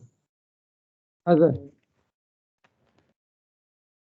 बस ज़्यादा कुछ है नहीं, सिंपल है, कुछ प्रोविजंस है और उसके बेसिस में कुछ कैलकुलेशंस है। पढ़ने के टाइम पे कभी कभी ऐसा फील होता होगा आप लोगों को कि इतना सारा प्रोविजंस, किंतु जब इसको आप क्वेश्चंस करके करोगे ना तो आपको सिंपल लगेगा कि भाई ठीक है, प्रोविजंस तो बार बार ये कॉस्ट वो कॉस्ट बोल देता है, थोड़ा क्वेश्चंस प्रैक्टिस करने से जो मन में डाउट है वो क्लियर हो जाता है, ठीक है सर। ओके, अच्छा सर, ये सब तो मैंने कर दिया, बोल दिया, अब आगे क्या बोलना है और करना है? यस, आपको शुरू से बोल रहा हूँ, मैं आपको स्लम सेल बताऊंगा। हाँ सर, तो एक बार स्लम सेल क्या है वो तो देख लो, फिर क्वेश्चन कल की क्लास में सॉल्व करेंगे स्लम सेल का, क्या बोलते हो? या फिर कल ही स्लम सेल करेंगे? एक काम करते हैं, स्लम सेल को कल ही करते हैं, कल स्लम सेल करेंगे और साथ में एग्जेम्पशंस करेंगे। आज मैं आपको दूसरा जो पॉइंट है वो बता देता हूँ, स्लम सेल और एग्जेम्पशंस करके कल खत्म हो जाएगा कैपिटल गेन, ठीक है। मैं आपको एक दूसरा पॉइंट है वो बता देता हूँ। ये जो आज जब इतना सारा प्रोविजंस कर ही लिया हम लोग, तो कुछ प्रोविजंस में ही बात कर लेते हैं। एक बड़ा इंटरेस्टिंग पॉइंट जो था सर एडवांस मनी रिसीप्ट का, ठीक है, स्लम सेल कल ही बताते हैं आपको, ठीक है। कल स्लम सेल और एग्जेम्पशन करके कैपिटल गेन का ओवरऑल सेक्शंस का डिस्कशन कंप्लीट हो जाएगा। जैसे मानो कि एडवांस मनी रिसीप्ट, मैं आपको बोल रहा था ना सर एडवांस मनी रिसीप्ट का पॉइंट, कि एडवांस मनी रिसीव्ड क्या होता है कि अगर आप किसी को कोई जमीन बेचते हो तो बेचने के लिए आप पहले उनको बोलते हो भाई आओ देख के जाओ, कुछ बुकिंग मनी जमा करके जाओ, और बाद में वो बुकिंग मनी अगर टाइम पे दे नहीं पाता तो फॉरफिट हो जाता है। तो ऐसे फॉरफिटेड पैसे को क्या किया जाता है? It's very interesting point sir. It is possible, ऐसा होता है कि नहीं होता? एडवांस मनी रिसीव होता है ना, किसी का जमीन वगैरह होता है तो चलो देखते हैं। फॉर एग्जाम्पल ये लैंड फॉर सेल कहाँ है, ये देखो कितना सुंदर है लैंड फॉर सेल। हाँ मैंने चाहा ऐसे दिखा दी, तो मानो कि ये लैंड फॉर सेल है। ये जमीन किसका है? शिवम, तू लगा ले अपना, ठीक है, या संपद का भी है, शिवम का भी है, किसी का भी है। तो मैंने मानो कि यहाँ पर गया ठीक है सर।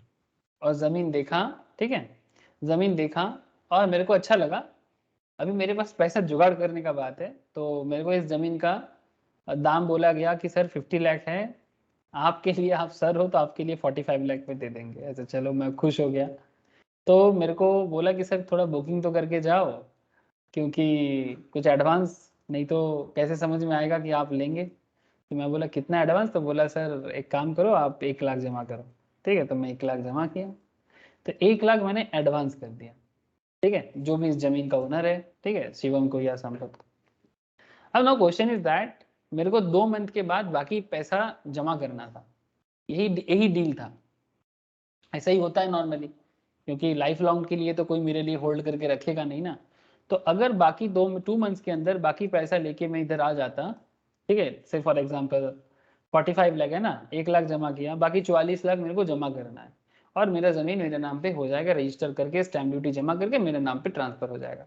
लेकिन 2 मंथ्स के अंदर अगर मैं ये जमीन लेने नहीं आ पाया, तो क्या ये मेरा पैसा जो है, जो मेरा अर्नेस्ट मनी बोलो या एडवांस बोलो, ये पैसा क्या हो जाएगा? फॉरफिट हो जाएगा। यही शर्त पे होता है सर, फॉरफिट हो जाएगा, ठीक है, ये पैसा फॉरफिट हो जाएगा। फॉरफिट मतलब जैसे आप लोग फॉरफीचर करते हो ना कंपनी अकाउंट्स में बचपन में, तो वैसे ही फॉरफिट हो जाएगा। तो अगर ये फॉरफिट हो जाता है, लेकिन इसमें जिसने इसका फॉरफीचर का पैसा लिया उसको तो गेन हुआ, क्या बोलते हो? जिसने भी मेरा 1 लाख लिया उसके लिए तो गेन हुआ ना, क्या रे, यस हुआ सर। कि नहीं हुआ? तो इस गेन का टैक्स ट्रीटमेंट क्या होना चाहिए? तो इसके लिए 2 उपाय हैं सर, इसके लिए 2 उपाय। सर क्या 2 उपाय बताओ? 2 उपाय बताने से पहले आपको समझना होगा क्या क्या सिचुएशन होता है section 51। It is possible for an SSC to receive some advance in regard to the transfer of capital asset due to the breakdown of negotiation. Negotiation में ब्रेकडाउन होते हैं, the SSC may have retain the advance, और SSC जो है वो advance को receive करके रख लेते हैं जिसका कैपिटल गेन हो रहा है। Section 51 provides that while calculating capital gain, the above advance retained by the SSC must go to reduce the cost of acquisitions. ये जो एडवांस आपने रिसीव करके रख लिया ना, 1 लाख का जो भी है आपका, ये बेसिकली आपका कॉस्ट ऑफ एक्विजिशंस को कम करेगा। से फॉर एग्जांपल ये जो जमीन है, ये मानो शिवम ने परचेज किया था 30 लाख पे, ध्यान से सुनना बात को, और शिवम इसको मेरे को बेच रहा था 45 लाख पे। तो शिवम बेसिकली क्या कोशिश कर रहा था? 15 लाख का प्रॉफिट करने का सोच रहा था। लेकिन मेरा जो 1 लाख शिवम ने एडवांस में लेके रखा और फॉरफिट कर दिया, तब शिवम का परचेस कॉस्ट क्या हो जाएगा? 30 लाख की 31 लाख? सॉरी, मेरा कहने का मतलब है कि अगर 29 लाख। हाँ 29 लाख, ठीक है, ये 30 लाख की जगह 29 लाख हो जाएगा। मतलब कहने का मतलब है कि आपका प्रॉफिट कितना होना था? 45 लाख से 30 लाख माइनस करो, कितने का प्रॉफिट हो जाता आपका?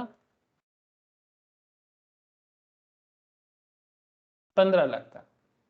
अब 45 लाख से आपका 30 लाख था, अब ये 29 लाख का हो जाएगा। अब आपका प्रॉफिट कितना हो जाएगा?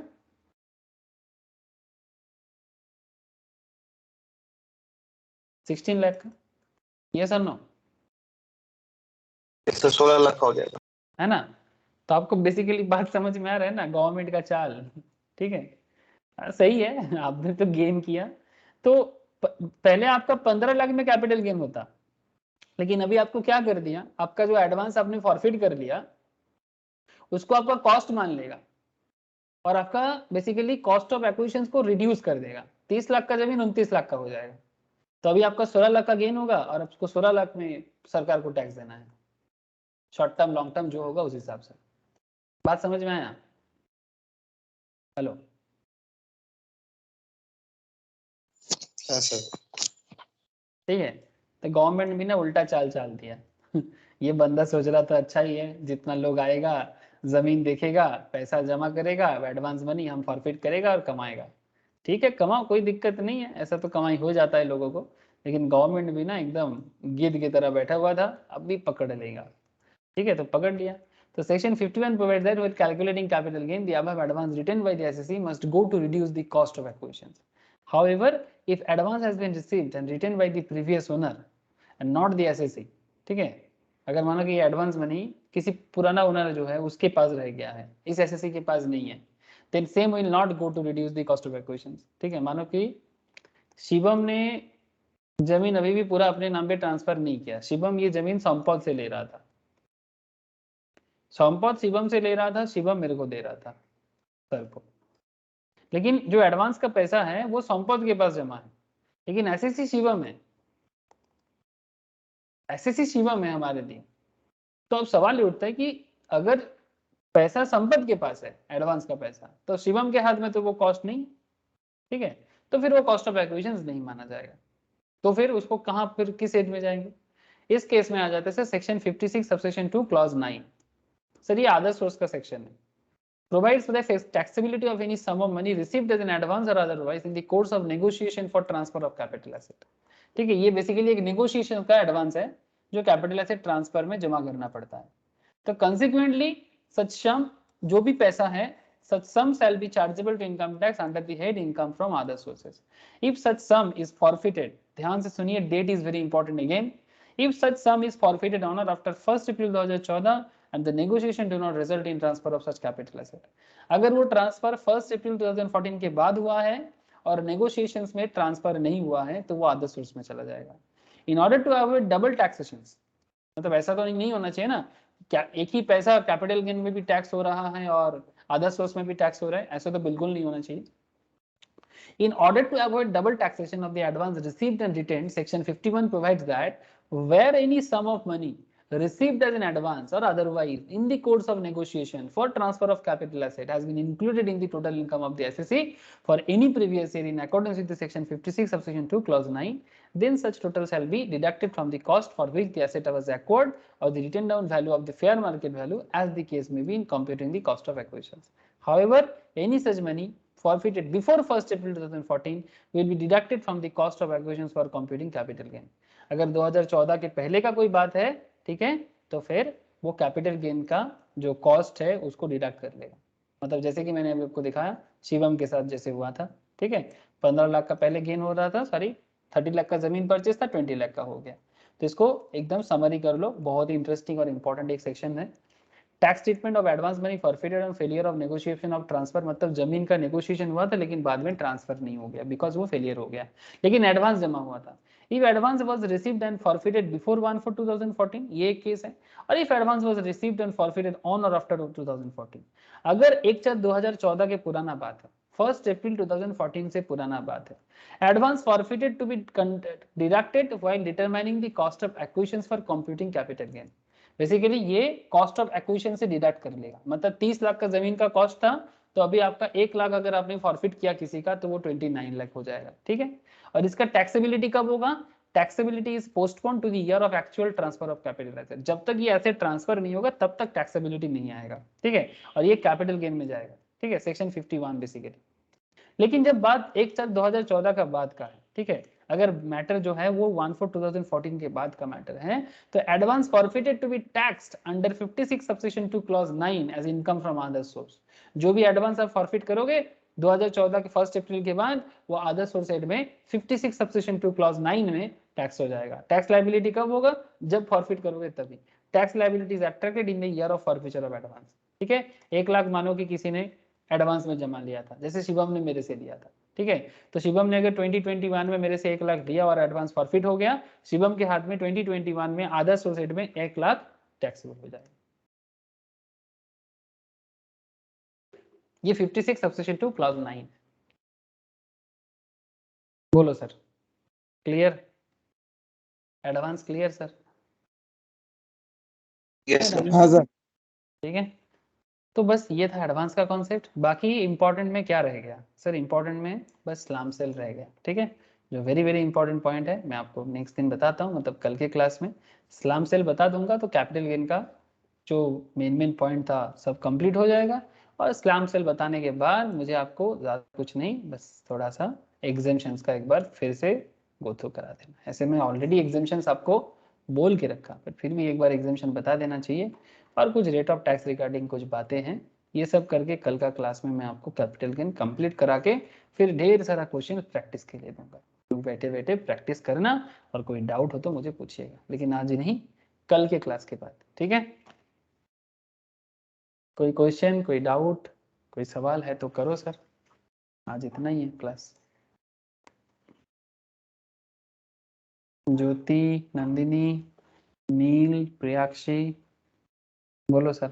संपद, शिवम, तथा कोई डाउट हाँ सर? सर। ओके सर, ठीक है, फिर घर में नो गो सर। थ्रू करो, नोट्स तो है सभी के पास। कल स्लैम सेल बताएंगे और स्लैम से रिलेटेड क्वेश्चंस करेंगे। ठीक है, और फिर आप लोग कैपिटल गेन मस्ती में प्रैक्टिस कीजिएगा। ठीक है, bye okay sir. Okay, tata, bye sir. Bye sir. Bye sir. Tata sir. Sir বলছি